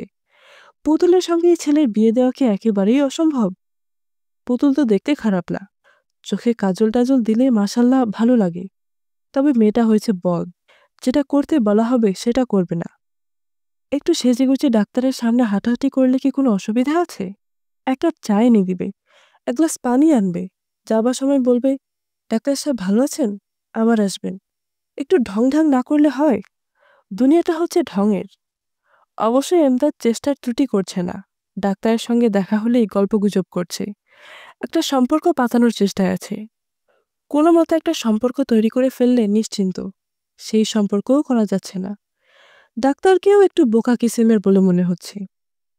এটা একদিক দিয়ে ভালো, স্বামী হিসেবে বোকাদের কোনো তুলনা নেই। যত বোকা তত ভালো স্বামী। ডাক্তারটা কত বোকা সেটাও ঠিক ধরা যাচ্ছে না। তবে এই বাড়ির মিলি মেয়েটির সঙ্গে বড় বেশি খাতির, এটা একটা সন্দেহজনক ব্যাপার।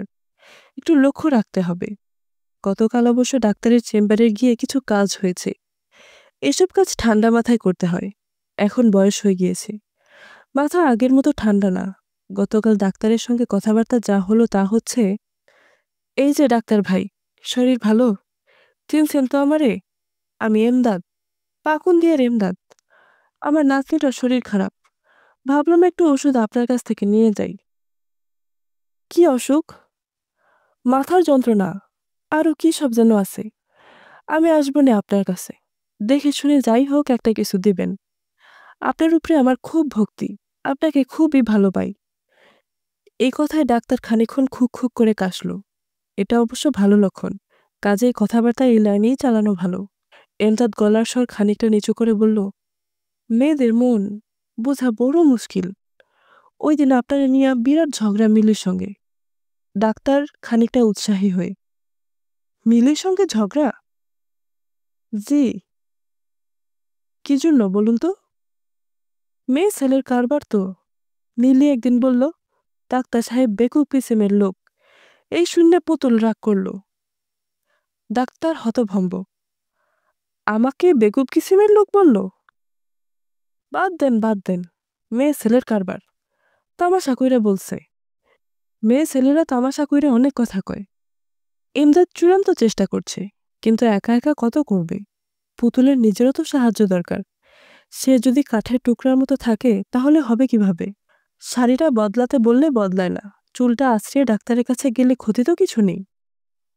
তাছাড়া অবস্থা এমন, কিছু করবারও সময় না। একজন ঝিম ধরে পড়ে আছে, এখন যায় তখন যায় অবস্থা। ক্ষুধা কি জিনিস বুঝতে চায়।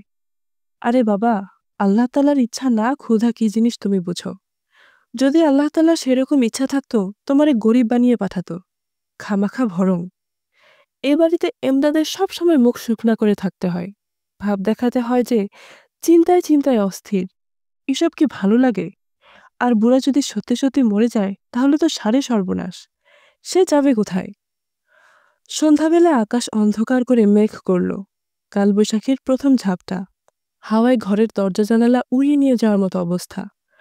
টগর এবং নেশার আনন্দের সীমা নেই। বৃষ্টির মধ্যে খুব লাফাচ্ছে। বৃষ্টির জল অসম্ভব ঠান্ডা। শীতে এক একজন থরথর করে কাঁপছে, তাতেও আনন্দ বাঁধ মানছে না। আনিস ঘর থেকে এই দৃশ্য দেখছে, তবে চুপচাপই আছে। তার মুখে মৃদু হাসি দেখে মনে হচ্ছে সেও বেশ মজাই পাচ্ছে। হয়তো সে পানিতে নামবে। টগর বলল, বাবা, পানিতে নামবে?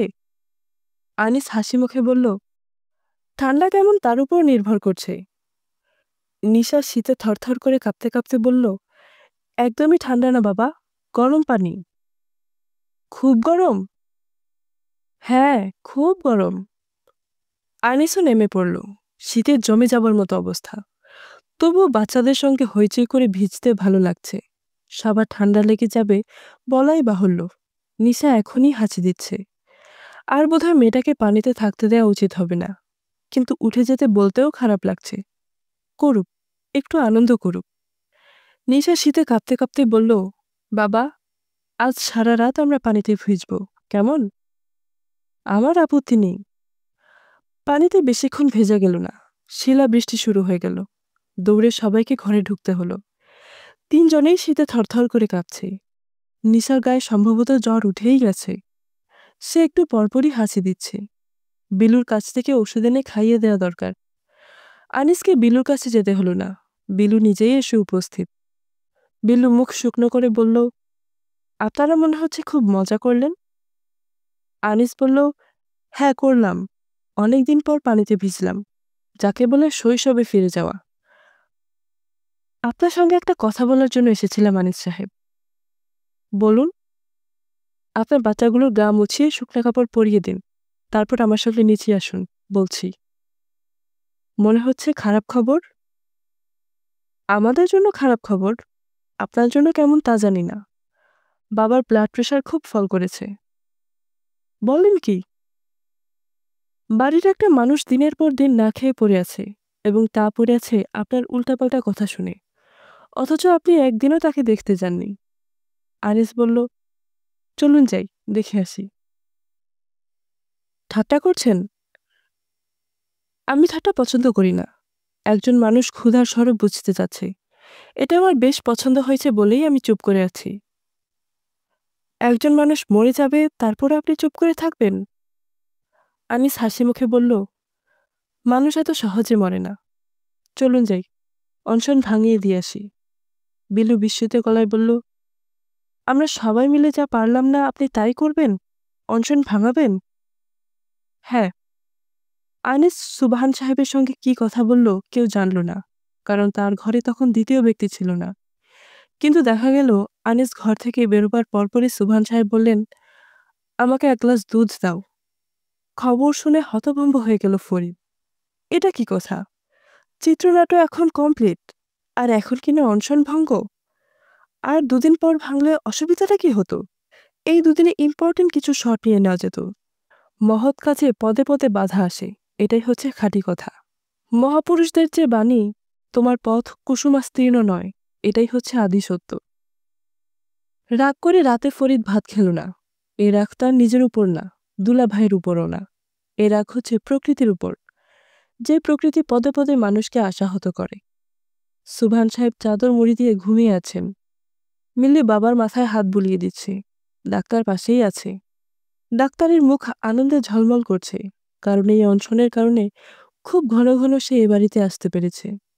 এখন অনশন ভাঙা একটু সমস্যা হয়েছে, আর হয়তো ঘন ঘন আসা সম্ভব হবে না। তবে ভাগ্য যদি ভালো হয় তাহলে হয়তো তৃষ্ণার্ত মানুষের কষ্ট বোঝার জন্য এই লোক পানি খাওয়া বন্ধ করবেন। সেই সম্ভাবনা খুবই ক্ষীণ মনে হচ্ছে। মিলি বলল, ডাক্তার সাহেব, আপনি এখনো বসে আছেন কেন? চলে যান। মনসুর বলল, না, আমার কোনো অসুবিধা নেই। 11টার দিকে প্রেশারটা মেপে তারপর যাব। তাহলে আসুন, আমাদের সঙ্গে 4টা ভাত খান। জি আচ্ছা। মিলি হাসতে হাসতে বলল, কেউ ভাত খেতে বলতেই আপনি বুঝি রাজি হয়ে যান? এরকম চট করে রাজি হওয়া কি ভালো? আমাদের হয়তো ভাত খাওয়ার ইচ্ছে নেই, ভদ্রতা করে বলেছি। মিলি কেমন হাসতে হাসতে কথাগুলো বলছে, শুনতে কি ভালোই না লাগছে। আচ্ছা, এই মেয়ের সঙ্গে যদি কোনোদিন তার বিয়ে হয় তাহলে সে কি কোনোদিন তার সঙ্গে কোনো বিষয় নিয়ে ঝগড়া করবে? না, করবে না, কোনোদিনই না। এই মেয়েকে সে কোনোদিন কড়া কথা বলতে পারবে না। এই মেয়ের খুব কঠিন কথায়ও সে রাগ করতে পারবে না। ডাক্তার সাহেব। জি। আপনি আনিস সাহেবের ছোট মেয়েটাকে একবার দেখে যাবেন, বৃষ্টিতে ভিজে জ্বর বাঁধিয়েছে। আপনি বরং উপর থেকে রুগী দেখে আসুন, আমি ভাত দিতে বলি। জি আচ্ছা। নেশার জ্বর তেমন কিছু না, 100 কিছু বেশি। তবে লাংস পরিষ্কার না, কেমন যেন ঘর ঘর শব্দ হচ্ছে। আনিস বলল, কেমন দেখলেন? মনসুর বলল, ভালো। সত্যি ভালো তো? আপনার গলায় তেমন জোর পেলাম না। লাংসে কেমন ঘর ঘর শব্দ হচ্ছে, মনে হচ্ছে বুকে বোধহয় কফ জমে গেছে। সকাল পর্যন্ত দেখব, তারপর অ্যান্টিবায়োটিক দিব। আপনার ভিজিট কত ডাক্তার সাহেব? মনসুর খানিকক্ষণ চুপ করে থেকে বলল, আনিস সাহেব, আমি বাচ্চাদের সঙ্গে খুব ভালো মিশতে পারি না। কিছু কিছু মানুষ আছে ভালোবাসা প্রকাশ করতে পারে না, আমি সেরকম। আমি আপনার বাচ্চা দুটাকে যে কি পরিমাণ পছন্দ করি তা ওরা জানে না, কিন্তু আমি জানি, আমার হৃদয় জানে। আপনি ভিজিটের কথাটা তুলে খুব কষ্ট দিলেন। আনিস লজ্জিত স্বরে বলল, ভাই, কিছু মনে করবেন না। আমি কিছু মনে করিনি। আনিস হাসতে হাসতে বলল, আমিও আপনাকে খুব পছন্দ করি। আপনি যদি অনুমতি দেন, আপনাকে খানিক সাহায্য করতে পারি। মনসুর অবাক হয়ে বলল, আমাকে সাহায্য করতে পারেন? হ্যাঁ, পারি। আমার মনে হয় আপনার কিছু উপদেশের প্রয়োজন আছে। মনসুর তাকিয়ে রইল। আনিস বলল, যে কথাটা আপনি বলতে পারেন না, লজ্জা বোধ করেন বা সংকোচ বোধ করেন, সেটা বলে ফেলবেন। পেটে জমিয়ে রাখবেন না। এই হচ্ছে উপদেশ। আপনার কথা বুঝতে পারলাম না। ধরুন আপনি কাউকে ভালোবাসেন, রূপবতী কোনো এক তরুণীকে, কিন্তু বলার সাহস পাচ্ছেন না। সবসময় আপনার মনে এক ধরনের ভয়, এক ধরনের শঙ্কা। ওই ভয়, ওই শঙ্কা দূর করে ফেলুন। যখন মেয়েটিকে একা দেখবেন, এগিয়ে যাবেন, সহজ স্বাভাবিক গলায় বলবেন, আমি তোমাকে ভালোবাসি। এতে অতীতে কাজ হয়েছে, বর্তমানে হচ্ছে, ভবিষ্যতেও হবে। আমার মনে হয় অনেক দিন থেকেই এই কথাটা আপনি কাউকে বলতে চাচ্ছেন, সাহস পাচ্ছেন না। আপনি আমাকে এসব বলছেন কেন? আপনাকে বলছি কারণ আপনি নিতান্তই একজন ভালো মানুষ। আমি আপনার উপকার করতে চাই। আমার উপকার করা নিয়ে আপনাকে ব্যস্ত হতে হবে না। মনসুর নিচে নেমে এলো, কিন্তু আনিসের কথা মাথা থেকে দূর করতে পারল না। ব্যাপারটা তো আসলেই তাই। কাছে যাওয়া এবং এক পর্যায়ে শান্ত গলায় আসল কথাটা বলে ফেলা, আমি তোমাকে ভালোবাসি, আই লাভ ইউ। জগতের সবচেয়ে পুরনো কথা, আবার সবচেয়ে নতুন কথা। এই কথা বলতে এত সংকোচ কেন, এত দ্বিধা কেন? সে মিলিকে এই কথা বলার পর মিলি কি করতে পারে? সম্ভাবনাগুলো খতিয়ে দেখা যাক। ক। মিলি মাথা নিচু করে ফেলল। তার ঠোঁট অল্প অল্প কাঁপছে, চোখের কোণ আর্দ্র। ক্ষীণ গলায় ছোট করে বলল, তুই এসব কি বলছো? চাহ, আমার লজ্জা লাগছে। মিলি এটা কখনো করবে না, মিলির প্রকৃতি এটা নয়। খ। মিলি কড়া চোখে তাকাবে, তারপর বলবে, মনে হচ্ছে কয়েক রাত আপনার ঘুম হয়নি। দয়া করে প্রতি রাতে 10 মিলিগ্রাম করে সিডেসিভ খেয়ে ঘুমাবেন। আর যে কথাটা এখন বললেন, সে কথাটা ভুলেও উচ্চারণ করবেন না। মিলি এ জাতীয় কিছু বলবে বলেও মনে হয় না, তার হৃদয় এত কঠিন নয়। মিলি হো হো করে হেসে উঠবে, তারপর যার সঙ্গেই দেখা হবে তাকেই ঘটনাটা বলবে। এই সম্ভাবনাই সবচেয়ে বেশি। খাবার ঘর প্রায় ফাঁকা। রহিমার মা টেবিলে খাবার দিচ্ছে। মিলি বসে আছে একা একা। অপেক্ষা করছে ডাক্তারের জন্য। মনসুর খাবার ঘরে ঢোকার আগে কিছুক্ষণ অপেক্ষা করল। মিলিকে কি কথাটা বলে ফেলবে? মানসিক যাতনা ভোগ করার চেয়ে হুট করে বলে ফেললেই হয়। কখন বললে ভালো হবে? খাওয়ার আগে, খাওয়ার মাঝখানে, নাকি খাওয়া দাওয়া শেষ হবার পর? সবচেয়ে ভালো হবে চলে যাওয়ার সময় বললে। মিলি তাকে গেট পর্যন্ত এগিয়ে দিয়ে আসবে, তখন সে বলবে সেই বিশেষ কথা। বলেই অপেক্ষা করবে না। লম্বা লম্বা পা ফেলে পগার পার। রাতে টেনশন কমানোর জন্য 10 মিলিগ্রাম রিল্যাক্সন অবশ্য খেতে হবে। তাতেও টেনশন কমবে বলে মনে হয় না। ছোট্ট নিঃশ্বাস ফেলে মনসুর খাবার ঘরে এলো। মিলি টেবিল সাজাতে ব্যস্ত, তাকে লক্ষ্য করল না। ঘরে দ্বিতীয় প্রাণী নেই। রহিমার মা পানির জগ বা অন্য কিছু আনতে গেছে, এক্ষুনি হয়তো চলে আসবে। কথাটা বলে ফেললে কেমন হয়? এই তো সুযোগ। গুছিয়ে কিছু চিন্তা করার আগেই সম্পূর্ণ নিজের অজান্তে মনসুর কাঁপা কাঁপা গলায় বলল, মিলি, আমি তোমাকে ভালোবাসি। মনসুর বুঝতে পারছে মিলি বিস্মিত হয়ে তার দিকে তাকিয়েছে। মনসুর তার চোখের দৃষ্টি সম্পূর্ণ উপেক্ষা করে ছাদের দিকে তাকিয়ে বলল, অনেকদিন থেকেই কথাটা বলতে চাচ্ছিলাম, বলতে পারছিলাম না, আজ বলে ফেললাম। মিলি, আমি তোমাকে ভালোবাসি। ডাক্তার সাহেব, আমি বিলু। আপনি বসুন, আমি আপনার কথা মিলিকে বলে দেব। মিলি এখানে নেই। মনসুরের মনে হলো খুব বড় একজন সার্জন ধারালো ছুরি দিয়ে তার শরীর থেকে সেন্ট্রাল নার্ভাস সিস্টেম কেটে বের করে নিয়ে গেছে। তার শরীরে এখন কোনো বোধ নেই, চেতনা নেই। সে কোনো মানুষ না, সে একজন জম্বি। বিলু বলল, ডাক্তার সাহেব বসুন। মনসুর বসল। ঘরে খাবার তেমন কিছু নেই। মিলি কি যেন রাঁধতে গেছে। ডাক্তার মাথা নিচু করে বসে রইল। বিলু অবস্থা স্বাভাবিক করার জন্য বলল, আপনি এত নার্ভাস হচ্ছেন কেন? এরকম ছোটখাটো ভুল তো মানুষ সবসময় করে, করে না? মনসুর যন্ত্রের মতো মাথা নাড়ল।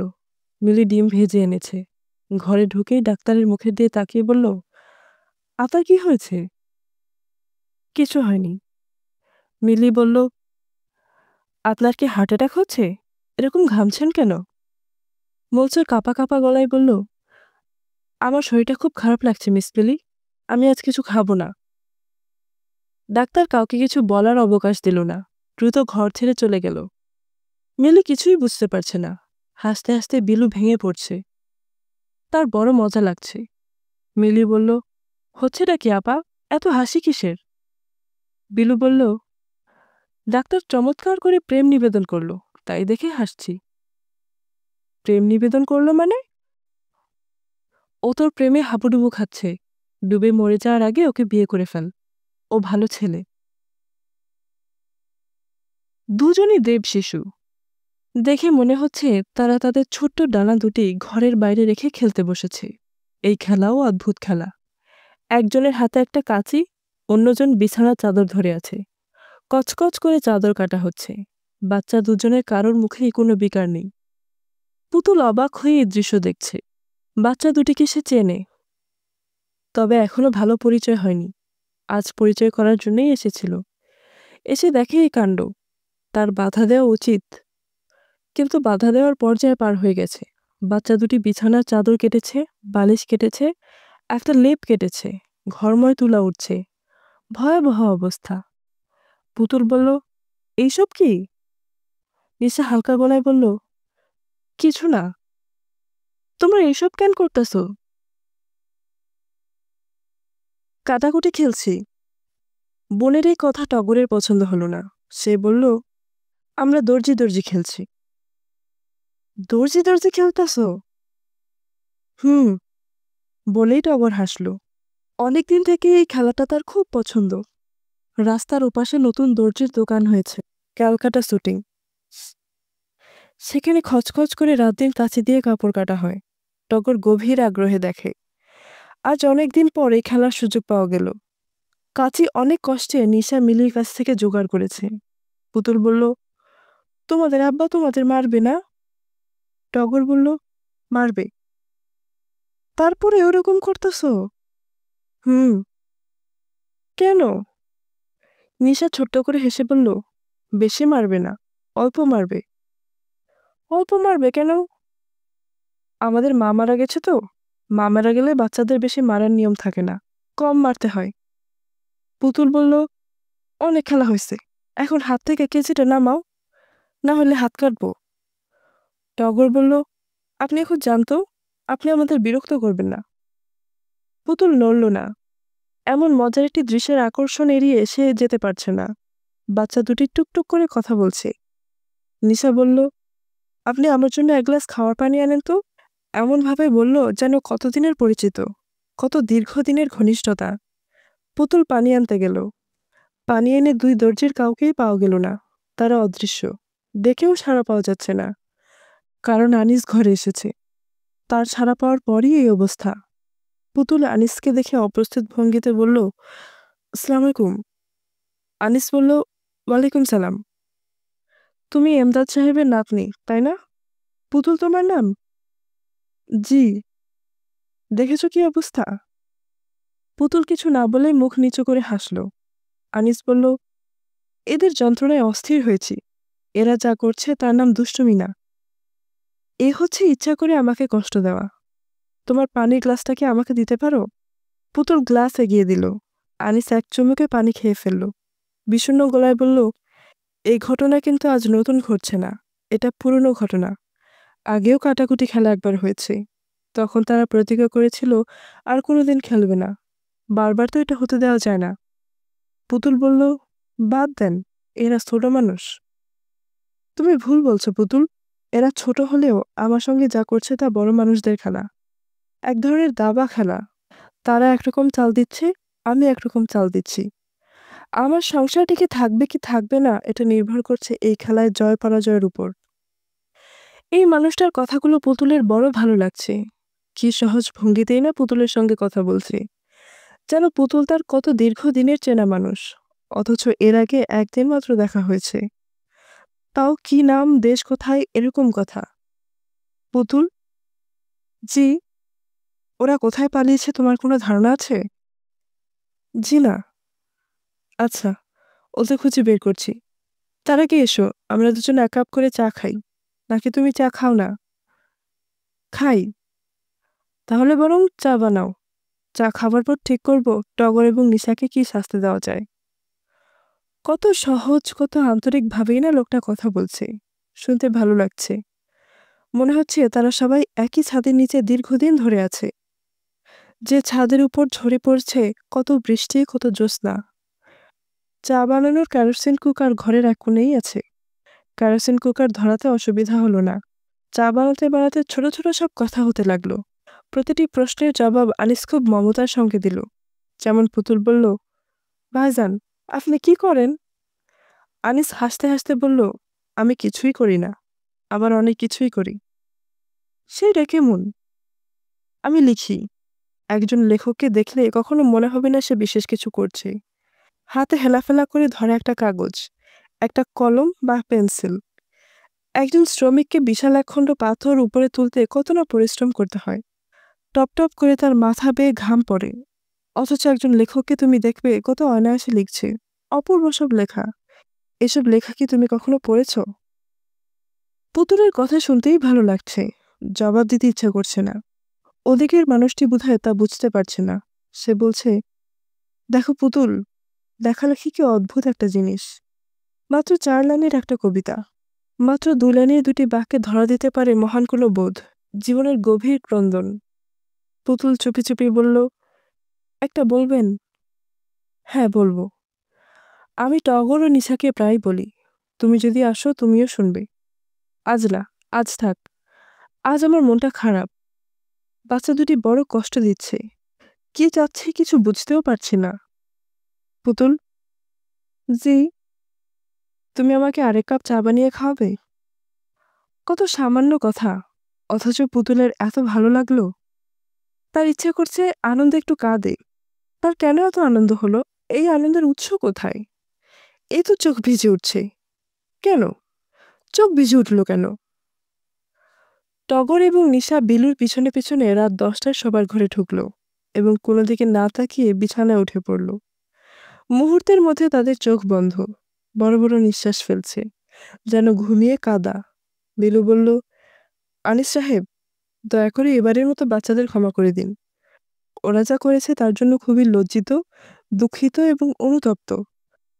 ভয়ে এই ঘরে আসতে চাচ্ছিল না। আমি অভয় দিয়ে নিয়ে এসেছি। আনিস বলল, থ্যাঙ্কস। ওরা আমাকে কথা দিয়েছে আর কোনোদিন এরকম করবে না। এই কথা পর্যন্তই। ওরা আবারও এরকম করবে এবং আপনার মতো অন্য কাউকে ধরে নিয়ে আসতে হবে যাতে ক্ষমা করা হয়। কাজে এবার ক্ষমার প্রশ্নই ওঠে না। বিলু অবাক হয়ে বলল, আমি সাথে করে নিয়ে এসেছি তারপরেও আপনি ক্ষমা করবেন না? তারপরেও এরকম কঠিন করে কথা বলছেন? হ্যাঁ, বলছি। কারণ আপনার আগে আপনার বাবা এদের একবার নিয়ে এসেছেন, আপনার মা নিয়ে এসেছেন, মিলিয়ে এনেছে, একবার কাদের এদের প্রোটেকশন দিয়েছে। বিল্লু কঠিন স্বরে বলল, অর্থাৎ আপনি ওদের শাস্তি দেবেন? হ্যাঁ। কি শাস্তি জানতে পারি? ওরা জানে কি শাস্তি। ওদেরকে আমি বলে রেখেছি যে আবার যদি তারা কাটাকুটি খেলা খেলে তাহলে ওদের ফেলে রেখে আমি চলে যাব। আপনি ওদের ফেলে রেখে চলে যাবেন? হ্যাঁ। বেশ, চলে যান। আপনার সংসার আপনি চালাবেন, যেভাবে চললে ভালো হয় সেভাবে চালাবেন। আনিস রাত 11:10 ব্যাগ হাতে বাড়ি থেকে বের হয়ে গেল। বিলু সারাক্ষণই ভাবছিল এটা এক ধরনের ঠাট্টা, হয়তো গেট পর্যন্ত গিয়ে ফিরে আসবে। দেখা গেল ব্যাপার মোটেই ঠাট্টা না, আনিস সত্যি সত্যি চলে গেছে। এমদাদ বলল, ভাই সাহেব, এখন তাহলে উঠি, 11টার উপরে বাসে। সুবহান সাহেব অবাক হয়ে বললেন, আমার লেখাটা পছন্দ হচ্ছে না? এমদাদ চোখ বড় বড় করে বলল, পছন্দ হচ্ছে না এটা কি বললেন ভাই সাহেব? জীবনের সার কথা তো সবটাই আপনার লেখার মধ্যে। ক্ষুধা বিষয়টা যে কি আপনার লেখা পড়ার আগে জানতাম না। উপোস দিছি ঠিকই, কিন্তু ক্ষুধা বুঝি নাই, এখন বুঝলাম। সুবহান সাহেব বললেন, তাহলে কি বাকিটা পড়ব? অবশ্যই পড়বেন। 150 পৃষ্ঠার মতো লেখা হয়েছে। আমি ভাবছি আরও 100-2 পৃষ্ঠা লিখে ফেলব। মোটামুটি 350 পৃষ্ঠার একটা কাজ। ভাই সাহেব, টেনে টুনে এটারে 500 করেন। একটা কাজ যখন হইতেছে ভালো করেই হোক। পড়তে শুরু করি তাহলে। আলহামদুলিল্লাহ। এমদাদ দীর্ঘ নিঃশ্বাস গোপন করে চেয়ারে পা তুলে বসল। গত 2 ঘন্টা যাবৎ এই জিনিস শুনতে হচ্ছে। এখন মাথা ঘুরছে ভন ভন করে, অথচ বলতে হচ্ছে অসাধারণ। এর নাম কপাল। এমদাদ সাহেব। জি। আপনি যদি কোনো পয়েন্টে আমার সঙ্গে ডিফার করেন তাহলে দয়া করে বলে ফেলবেন, সংকোচ করবেন না। আমি নোট করে রাখব, কারণ বইটা অনেকবার রিরাইট করতে হবে। শুরু করি তাহলে। জি আচ্ছা। সুবহান সাহেব শুরু করলেন, আমি ক্ষুধা সম্পর্কে প্রচুর উক্তি সংগ্রহ করিয়াছি। আগে জানিতে চাহিয়াছি অন্যে ক্ষুধা প্রসঙ্গে কি ভাবিয়াছেন। তাহাদের ভাবনা আপাতত অত্যন্ত মনকাড়া হইলেও আমার কাছে কেন জানি ভ্রান্ত বলিয়া প্রতীয়মান হইতেছে। ক্ষুধা নিয়ে বড় বড় মানুষ রঙ্গরসিকতা করিয়াছেন, মূল ধরিতে পারেন নাই।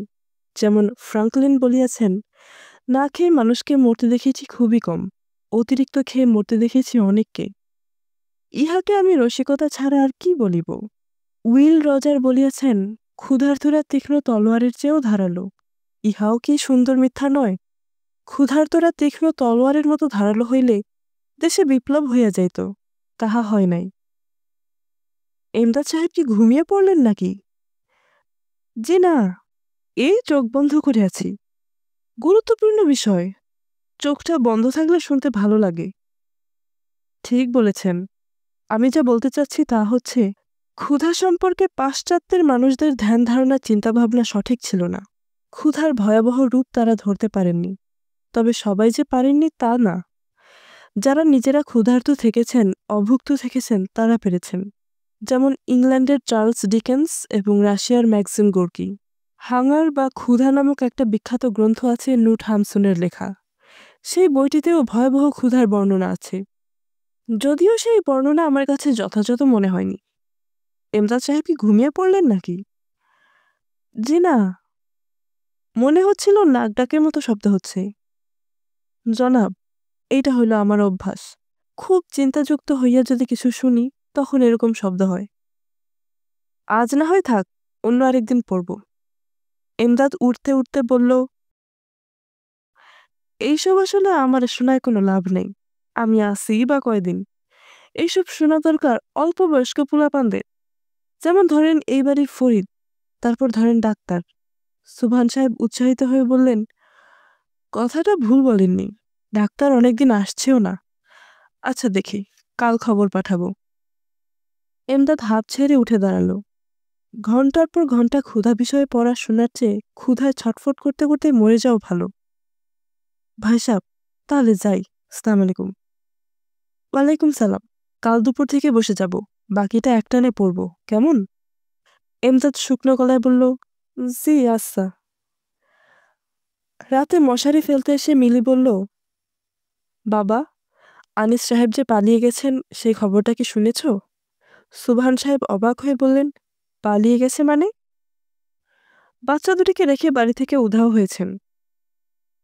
কারণটা কি? বাচ্চারা তার কথা শুনে না, তিনি বাচ্চা দুটিকে শিক্ষা দিতে চান। ওরা কান্নাকাটি করছে না? না, ওরা সুখেই আছে। বিলু আপার সঙ্গে শুয়েছে। বিলু আপা ক্রমাগত কবিতা আবৃত্তি করছে, ওরা শুনছে। এত রাত হয়েছে অথচ ঘুমোবার কোনো লক্ষণ নেই। বাচ্চা দুটি তাহলে ব্যাপারটা সহজভাবে নিয়েছে। হ্যাঁ, এবং মনে হচ্ছে এই নাটকীয় ঘটনায় তারা বেশ আনন্দিত। সুবহান সাহেব অতিরিক্ত গম্ভীর হয়ে পড়লেন। মিলি খুব হালকা গলায় বলল, বাবা, বিলু আপা বাচ্চা দুটিকে যে কিরকম পছন্দ করে তা কি তুমি জানো? না, জানি না। অতিরিক্ত রকমের পছন্দ। এর ফল ভালো নাও হতে পারে বাবা। ফল ভালো হবে না কেন? সবকিছু আমি তোমাকে গুছিয়ে বলতে পারবো না, আমার লজ্জা লাগবে। শুধু এটুকু বলি, ছোট মেয়েটি বিলু আপাকে আড়ালে ডাকে আম্মি। তাতে অসুবিধা কি? আমরা তো অনেককেই মা ডাকি। তা ডাকি, তবে আড়ালে ডাকি না। এই মেয়েটা ডাকছে আড়ালে। ও, এই নাও বাবা তোমার রিল্যাক্সিন, খেয়ে ঘুমাও। বিলুকে একটু ডেকে আনতো, কথা বলি। আজ থাক বাবা, আজ বিলু আপা ওদের কবিতা শোনাচ্ছে। মিলি, জি? ওই ডাক্তার অনেকদিন আসছে না, ব্যাপারটা কি? মিলি ঈষৎ লাল হয়ে বলল, আমি জানি না কেন আসছে না। ওকে খবর পাঠাস তো। মিলি আরও লাল হয়ে বলল, খবর পাঠাতে হবে না, ও এমনিতেই আসবে। সুবহান সাহেব অত্যন্ত অপ্রাসঙ্গিকভাবে বললেন, ডাক্তার ছেলেটা ভালো। মিলি থমথমে গলায় বলল, বারবার তার প্রসঙ্গ আসছে কেন বাবা? ওকে ক্ষুধা বিষয়ক রচনাটা পড়ে শোনাতে চাই, খবর দিবি তো? আচ্ছা, দেব। গোপনে গোপনে আমি ডাকছে, এটাও চিন্তার বিষয়। তোমাকে এত চিন্তা করতে হবে না। তোর মা এখন আমার সঙ্গে ঘুমোচ্ছে না, আলাদা ঘুমোচ্ছে। এই বিষয়টা কি বলতো? জানি না বাবা, এটা তোমাদের ব্যাপার, তোমরা ফয়সালা করবে। আমি এখন যাচ্ছি। আর কিছু লাগবে তোমার? না। খাওয়ার পানি দিয়েছিস? হ্যাঁ। যাবার আগে ক্ষুধা সম্পর্কে লাস্ট যে পাতাটা লিখলাম সেটা কি পড়বো? শুনবি? রক্ষা করো বাবা, ক্ষুধা সম্পর্কে জানার আমার কোনো আগ্রহ নেই। তুমি জেনেছ, এই যথেষ্ট। একটা ফ্যামিলি থেকে একজন জানাই কি অনেক জানা না? ফ্যামিলির সব মেম্বারদের জানতে হবে? হ্যাঁ, হবে। আমি এই জিনিসটা তোর মাকে বুঝাতে পারি না। বাবা, তুমি ঘুমাও তো। টগর এবং নিশা জেগে আছে, জেগে আছে বিলু। সে পড়ছে দেবতার গ্রাস। খুব সহজ কোনো কবিতা না, কিন্তু টগর এবং নিশা মুগ্ধ হয়ে শুনছে। টগরের চোখে জল, একটু পরপর তার ঠোঁট কেঁপে উঠছে। বিলু অবাক হয়েছে, একটা বাচ্চা ছেলের মধ্যে এত আবেগ, আশ্চর্য তো। রাখাল যাইবে সাথে, স্থির কথা হলো। অন্নদা লোকের মুখে শুনি সে 12টা। ছুটে আসি বলে, বাচ্চা কোথায় যাবি ওরে? রাখাল কহিল হাসি, চলিনু সাগরে। আবার ফিরিব মাসি। পাগলের প্রায় অন্নদা কহিল ডাকি, ঠাকুরমশাই, বড় যে দুস্তর ছেলে রাখাল আমার, কে তাহারে সামলিবে? জন্ম হতে তার মাসে ছাড়া বেশিক্ষণ থাকিনি কোথাও। পড়া এটুকু আসতেই টগর বিলুকে হতভম্ব করে তাকে জড়িয়ে ধরে ফুপিয়ে ফুপিয়ে কাঁদতে লাগল। নিশাও ঘন ঘন চোখ মুছছে। বিস্মিত বিলু বলল, এরকম কাদার তো কিছু হয়নি, কাঁদছ কেন টগর? টগর কিছু বলল না। নিশা বলল, টগর এমন করে কাঁদছে কারণ আমাদের আম্মু এই কবিতা আমাদের শোনাতো। আম্মু বই পড়ে বলতো না, পুরোটা মুখস্থ বলতো। বিলু বলল, এটা ছাড়া আর কোনো কবিতা কি তিনি বলতেন? সামান্য ক্ষতি কবিতাটাও বলতেন। এটা অবশ্য খুব সুন্দর। টগর লজ্জা লজ্জা গলায় বলল, এই কবিতাটা আম্মু বলতো নেচে নেচে। বিলু অবাক হয়ে বলল, নেচে নেচে মানে? হাত পা দুলিয়ে নাচতো, নেচে নেচে বলতো। বাহ, চমৎকার তো। তোমাদের তো দেখছি অদ্ভুত একটা মা ছিল। হ্যাঁ, ছিল। সেই রাতে বাকি কবিতাটা আর পড়া হলো না। রাস্তায় রাস্তায় হাঁটছে আনিস। খারাপ লাগছে না, ভালোই লাগছে। বিয়ের আগে এভাবে হেঁটে হেঁটে কত রাত সে পার করে দিয়েছে। রাতে ঢাকায় কত কি দেখার আছে। রুফিনা কিছু তরুণী কেমন মাছের মতো চোখে তাকায় চলমান পুরুষের দিকে। যদি কেউ তাকে পছন্দ করে, যদি কেউ এগিয়ে আসে, অর্থ দিয়ে অল্প কিছু আনন্দ যদি কিনে নিতে চায়। সৃষ্টির কোনো এক লগ্নে বিধাতা শরীর দিয়ে মানবী এবং মানব পাঠিয়েছিলেন। সেই শরীরে বপন করেছেন ব্যাখ্যাতীত ভালোবাসা। সেই ভালোবাসার একটি কদর্য অংশ টাকায় কেনা যায়। আনিস দীর্ঘ নিঃশ্বাস ফেলল। কেমন অকাতরে মানুষজন ঘুমুচ্ছে। কেউ কেউ জেগে উঠে বিড়ি ধরিয়ে পাশের মানুষের সঙ্গে গল্প করছে। এদের দেখে মনে হচ্ছে এরা কত না সুখী। আনন্দ হবার অসাধারণ ক্ষমতা এই মানুষের। আকাশে একফালি চাঁদ দেখলে এরা খুশি হয়। একটি অবোধ শিশুকে হেসে ফেলতে দেখলে এরা খুশি হয়। আম গাছ যখন নতুন পাতা ছাড়ে তাই দেখেও আনন্দে অভিভূত হয়। মানুষ প্রকৃতির এত চমৎকার একটি সৃষ্টি তার প্রয়োজনীয়তা বোধ করেছিলেন। বুঝতে পেরেছিলেন মানুষ নামক এই প্রাণীটিকে নানান দিক থেকে বেঁধে না রাখলে সে শেষ পর্যন্ত একটা ভয়াবহ কাণ্ড করে বসবে। স্বর্গ মর্ত্য পাতাল জয় করবে। গ্রহ থেকে গ্রহান্তরকে সে নিয়ে আসবে তার পায়ের নিচে এবং একসময় প্রকৃতিকেই প্রশ্ন করে বসবে, কে তুমি? কি তোমার পরিচয়? কি চাও তুমি মানুষের কাছে? কেন তুমি আমাদের এই পৃথিবীতে এনেছ? কোথায় তুমি আমাদের নিয়ে যেতে চাও? আনিস সিগারেট ধরিয়ে সদরঘাট লঞ্চ টার্মিনালের দিকে রওনা হলো। আজকে রাতটা সে লঞ্চ টার্মিনালেই কাটাবে। স্যার? আনিস চমকে তাকালো। মেয়ে লাগবে স্যার? College girl. বিশ্বাস না হলে সার্টিফিকেট দেখবেন। কি নাম মেয়ের? মেয়ে তো একটা না, অনেক আছে। নাম দিয়ে কি হবে? কিরকম চান বলেন? হোটেল ব্যবস্থা করা আছে, কোনো সমস্যা নাই। আনিস হাসি মুখে বলল, এমন কোনো মেয়ে যদি আপনার সন্ধানে থাকে যার নাম রাত্রি, তাহলে যেতে পারি। আমার স্ত্রীর ভালো নাম রেশমা, ডাকনাম রাত্রি। এই নামে কাউকে পাওয়া গেলে খানিকক্ষণ গল্প করতাম। লোকটি বিরক্ত চোখে তাকিয়ে থেকে চলে গেল। রাতে ঢাকায় হেঁটে বেড়ানোর এই হচ্ছে এক সমস্যা। কিছুক্ষণ পরপর দালালদের হাতে পড়তে হয়। আনিসের মাথায় চট করে কবিতার একটা লাইন চলে এলো। কিন্তু ভালোবাসা কিনিব অল্প দামে। কষ্টের ব্যাপার হচ্ছে প্রথম লাইনটিই শুধু এসেছে, দ্বিতীয় লাইনটি আর আসবে না। প্রকৃতি মানুষের সঙ্গে রসিকতা করতে বড় পছন্দ করে। একটা অসাধারণ লাইন পাঠায়, দ্বিতীয় লাইনটা আর পাঠায় না। দিনের পর দিন রাতের পর রাত দ্বিতীয় লাইনটার জন্য অপেক্ষা করতে হয়, যা আর আসে না। আচ্ছা, রাত্রির মতো দ্বিতীয় কোনো তরুণী কি আসবে তার জীবনে, যে গভীর রাতে হঠাৎ অকারণ পুলকে মাথার লম্বা চুল খোপা করে অদ্ভুত ভঙ্গিতে সাজবে, বাতি নিভিয়ে মোমবাতি জ্বালিয়ে মোদির গলায় বলবে, এখন আমি নাচব, তুমি বসে বসে দেখবে। সখীগণ সবে কুড়াইতে কুটা চলিল কুসুম কাননে, কৌতুক রসে পাগল পরাণী, শাখা ধরি সবে করে টানাটানি, সহসা সবারে ডাক দিয়া রানী, করে সহাস্য আননে। ওগো তোরা আয়, ওই দেখা যায় কুটির কাহার অদূরে। না, রাত্রির মতো মেয়েরা বারবার আসে না, এদের হঠাৎ হঠাৎ পাওয়া যায়। অসীম সৌভাগ্যবান কোনো পুরুষ হঠাৎ এদের পেয়ে যান, সে যেমন পেয়েছিল। রাত্রির মৃত্যুর সময় সে তার হাতে হাত রেখে বসেছিল।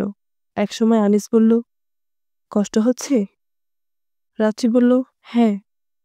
আনিস সহজভাবে বলল, কষ্টের কিছু নেই রাত্রি, আবার দেখা হবে। রাত্রির চোখের পানি মুছে বলল, এই কথাটা ভুল, আর দেখা হবে না। যা দেখার এই বেলা দেখে নাও।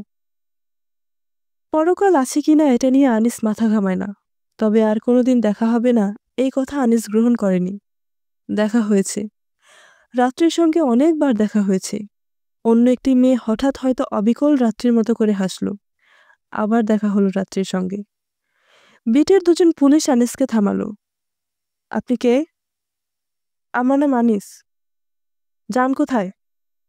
আনিস চুপ করে রইল। বিটের পুলিশ বিরক্ত হয়ে তাকাচ্ছে। রাতে শহরে বিটের পুলিশরাও বড় বিরক্ত করে। কথা বলেন না কেন? যান কোথায়? কোথাও যায় না, হাঁটি। দেখি আপনার ঝুলির মধ্যে কি আছে। ঝুলির মধ্যে তেমন কিছু পাওয়া গেল না। স্কট মমারের লেখা একটি উপন্যাস, হাউস মেড অফ ডাউন, আনিসের জন্মদিনে রাত্রি উপহার দিয়েছিল। গোটা গোটা হরফে লেখা, আনিস তুমি এত ভালো কেন? আনিস বিটের পুলিশের দিকে তাকিয়ে বলল, এই বইটি আমার স্ত্রী আমার জন্মদিনে আমাকে উপহার দিয়েছেন। এখানে আমার প্রসঙ্গে কি লেখা আছে আপনি পড়ে দেখতে পারেন। আমার স্ত্রীর ধারণা আমি এই পৃথিবীর শ্রেষ্ঠতম মানুষ। মেয়েরা অবশ্য সবসময় একটু বাড়িয়ে কথা বলে। তবুও পুলিশ আনিসকে ঘাটালো না, এগিয়ে গেল। এরকম নিশি পাগলের সঙ্গে তাদের সবসময় দেখা হয়। এদের নিয়ে মাথা ঘামালে তাদের চলে না। মনসুর সোফায় আধশোয়া হয়ে আছে। সুবহান সাহেবের কারণেই সে এমনভাবে বসা। সুবহান সাহেব চান যে সে আরাম করে বসে তার ক্ষুধা সম্পর্কে অভিজ্ঞতা লেখাটা শুনে। মনসুর একবার শুধু ক্ষীণস্বরে বলল, স্যার লেখাটা কত পৃষ্ঠা? সুবহান সাহেব বললেন, 322 পৃষ্ঠা হয়েছে, এখনো লিখছি, আরও বাড়বে।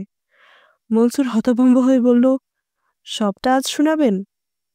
হ্যাঁ, নয়তো ফ্লো ঠিক থাকে না। ফ্লো থাকাটা খুব দরকার। একসঙ্গে না শুনলে তুমি পরিষ্কার বুঝতে পারবে না। তা ঠিক। তুমি আরাম করে পা তুলে বসো, খুব মন দিয়ে শুনবে, কিছু মিস করবে না। জি আচ্ছা। আর পড়ার সময় হু হা এসব কিছু বলবে না, এতে আমার অসুবিধা হয়, কনসেন্ট্রেশন কেটে যায়। আমি কিছু বলবো না। Very good. সুবহান সাহেব শুরু করলেন এবং অতি দ্রুত পড়ে যেতে লাগলেন। ঘণ্টাখানেক পার হবার আগেই ঘরে ঢুকল ফরিদ। সুবহান সাহেবকে থামিয়ে বলল, দুলা ভাই, আপনার কাইন্ড পারমিশন নিয়ে কি আপনাকে একটা কথা জিজ্ঞাসা করতে পারি? কি কথা? যাকে আপনি লেখাপড়ে শোনাচ্ছেন সেই গাধা ঘুমুচ্ছে। তাকিয়ে দেখুন, হা করে ঘুমুচ্ছে। সুবহান সাহেব তাকালেন এবং তার মন সত্যি সত্যি খারাপ হয়ে গেল। আসলেই তাই, ডাক্তার ঘুমুচ্ছে, হা করেই ঘুমুচ্ছে। সুবহান সাহেব উচ্চস্বরে ডাকলেন, মিলি, মিলি। সেই শব্দেও ডাক্তারের ঘুম ভাঙল না। কয়েকবার শুধু ঠোঁট কাঁপল। মিলি পাশে এসে দাঁড়াবার পর সুবহান সাহেব বললেন, ডাক্তারের মাথার নিচে একটা বালিশ দাও মা, ও ঘুমিয়ে পড়েছে। ক্ষুধা বিষয়ক আমার এই জটিল লেখা পড়তে পড়তে যে কেউ ঘুমিয়ে পড়তে পারে এটা আমার কল্পনার বাইরে ছিল। মনটাই খারাপ হয়ে গেল। মিলি ডাক্তারের মাথার নিচে একটা বালিশ দিয়ে দিল, পাতলা চাদরে গা ঢেকে দিল। এই সামান্য কাজটা করতে তার ভালো লাগলো। প্রবল ইচ্ছা করতে লাগলো এই ছেলেটার হাতটা একটু ছুঁয়ে দেখতে।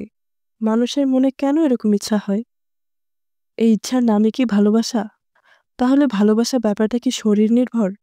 কবি যে বলেন, প্রতি অঙ্গ লাগে তার প্রতি অঙ্গ কাদেরে। এই কথা কি সত্যি? সত্যি হলে খুব কষ্টের ব্যাপার হবে। ভালোবাসার মতো এত বড় একটা ব্যাপারকে দেহে সীমাবদ্ধ করা খুবই অন্যায়, খুবই অন্যায়। তবুও কেন জানি ভালোবাসা শেষ পর্যন্ত দেহেই আশ্রয় করে। বড় রহস্যময় এই পৃথিবী, বড়ই রহস্যময়। মিলি গায়ে চাদর দিয়ে দিচ্ছে, পাশে মুখ বিকৃত করে দাঁড়িয়ে আছে ফরিদ। সে বলল, এত বড় গাধা আমি আমার লাইফে দেখিনি রে মিলি। একটা ভদ্রলোক আগ্রহ করে তোকে একটা লেখা পড়ে শোনাচ্ছেন, আর তুই বেটা ঘুমিয়ে পড়লি? তোর একটুও লজ্জা লাগলো না? আবার দেখ না, নাক ডাকাচ্ছে। কষে একটু চড় দেব নাকি? মিলি বলল, বেচারাকে ঘুমোতে দাও মামা, বিরক্ত করো না। আমার কি ইচ্ছে করছে জানিস? আমার ইচ্ছে করছে গাধাটাকে ধরাধরি করে রাস্তায় ফেলে দিয়ে আসি। হঠাৎ ঘুম ভাঙলে একটা শখ খাবে, বুঝবে কত ধানে কত চাল। তুমি এ ঘর থেকে যাও তো মামা। ঘরে প্রচণ্ড মশা, বেচারাকে মশা বিরক্ত করছে। সোফার উপর মশারি খাটিয়ে দেওয়া যায় না। মিলি মস্কুইটো কয়েল জ্বালিয়ে দিল। রাতে ভাত খেতে খেতে সুবহান সাহেব জিজ্ঞেস করলেন, ডাক্তার কি এখনো ঘুমোচ্ছে? মিলি লজ্জিত গলায় বলল, হ্যাঁ বাবা। সুবহান সাহেব বিস্মিত স্বরে বললেন, খুবই আশ্চর্যের ব্যাপার। ফরিদ বলল, দুলা ভাই, আমার ধারণা আপনার ক্ষুধা বিষয়ক বইটাতে ঘুম উদ্রেককারী কিছু একটা আছে। আপনি যখন ডাক্তার বেটাকে পড়ে শোনাচ্ছিলেন, তখন আমিও ২-৩ পৃষ্ঠা দাঁড়িয়ে দাঁড়িয়ে শুনলাম। আমার ৩ বার হাই উঠল। সুবহান সাহেব কঠিন চোখে তাকালেন, কিছু বললেন না। ফরিদ বলল, ইনসমনিয়ার ওষুধ হিসেবে এই বইটা বাজারে ছেড়ে দেওয়া যেতে পারে। আমি ঠাট্টা করছি না দুলাভাই, আমি ড্যাম সিরিয়াস। মিলু বলল, চুপ করো তো মামা, চুপ করো চুপ করো। এই কথা ইদানিং আমাকে খুব বেশি শুনতে হচ্ছে। আমার এটা শুনতে ভালো লাগছে না। সব মানুষেরই কিছু ব্যক্তিগত মতামত থাকতে পারে এবং সেই মতামত প্রকাশের অধিকারও তার থাকা উচিত বলে আমি মনে করি।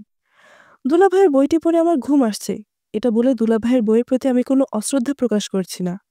বইটির নতুন একটা ডাইমেনশনের দিকে আমি ইঙ্গিত করছি। মিনু বললেন, আর একটা কথা বললে এই ভাতের চামচ দিয়ে তোর মাথায় একটা বাড়ি দিব। তা দাও, তবু আমার কথাটা আমি বলবই। সক্রেটিস ন্যায় কি এই কথাটা বোঝাতে গিয়ে মৃত্যুবরণ করলেন। তাকে হেমলক নামের তীব্র হলাহল পান করতে হলো। আমি ক্ষুধা এবং ঘুমের সম্পর্কে বলতে গিয়ে না হয় চামচের একটা বাড়িই খেলাম। সুবহান সাহেব শান্ত গলায় বললেন, খাওয়া দাওয়ার পর তোমার সঙ্গে আমার কিছু কথা আছে ফরিদ। ফরিদ বলল, জি আচ্ছা। কথাগুলো অপ্রিয়, তবু আমি ঠিক করেছি কথাগুলো তোমাকে বলবো। জি আচ্ছা। আনিস ছোকরা কি এখনো আসেনি? বিলু বলল, না আসেনি। কোথায় আছে, খবর পাঠিয়েছে? না, ওকে যেন আর এই বাড়িতে ঢুকতে না দেওয়া হয়। যে মানুষ তার ২টি বাচ্চা ফেলে উধাও হয়ে যায়, তাকে এই বাড়িতে আমি থাকতে দিতে পারি না। ফরিদ বলল, আপনার এই প্রস্তাব আমি সর্বান্তকরণে সমর্থন করছি দুলাভাই। তোমার সমর্থনের আমি কোনো প্রয়োজন বোধ করছি না। প্রয়োজন বোধ না করলেও সমর্থন করছি। আপনি বোধহয় জানেন না দুলাভাই, যে সত্য এবং ন্যায়ের পিছনে আমি সদা সর্বদা হিমালয় পর্বতের মতো দাঁড়াই, স্ট্যান্ড অ্যাজ এ রক। তোমার কি খাওয়া শেষ হয়েছে ফরিদ? জি না, এখন ১ বাটি ডাল খাবো। খাওয়া দাওয়ার পর আমি ১ বাটি ডাল খাই। ভেজিটেবল প্রোটিন, এটা খুবই দরকার। ডাল খাওয়া শেষ হওয়ার পর তুমি দয়া করে আমার ঘরে এসো, তোমার সঙ্গে জরুরি কথা আছে। সুবহান সাহেব নিতান্তই অনুত্তেজিত স্বরে যেসব কথা বললেন সেগুলো হচ্ছে, ফরিদ, আমার ব্লাড প্রেশার হচ্ছে ১৬০/৯৫। আমার বয়সে এটাই স্বাভাবিক। কিছুদিন থেকে লক্ষ্য করছি তোমার সঙ্গে খানিকক্ষণ কথা বললেই আমার ব্লাড প্রেশার বেড়ে যায়। কতটা বাড়ে তা কি জানতে পারি?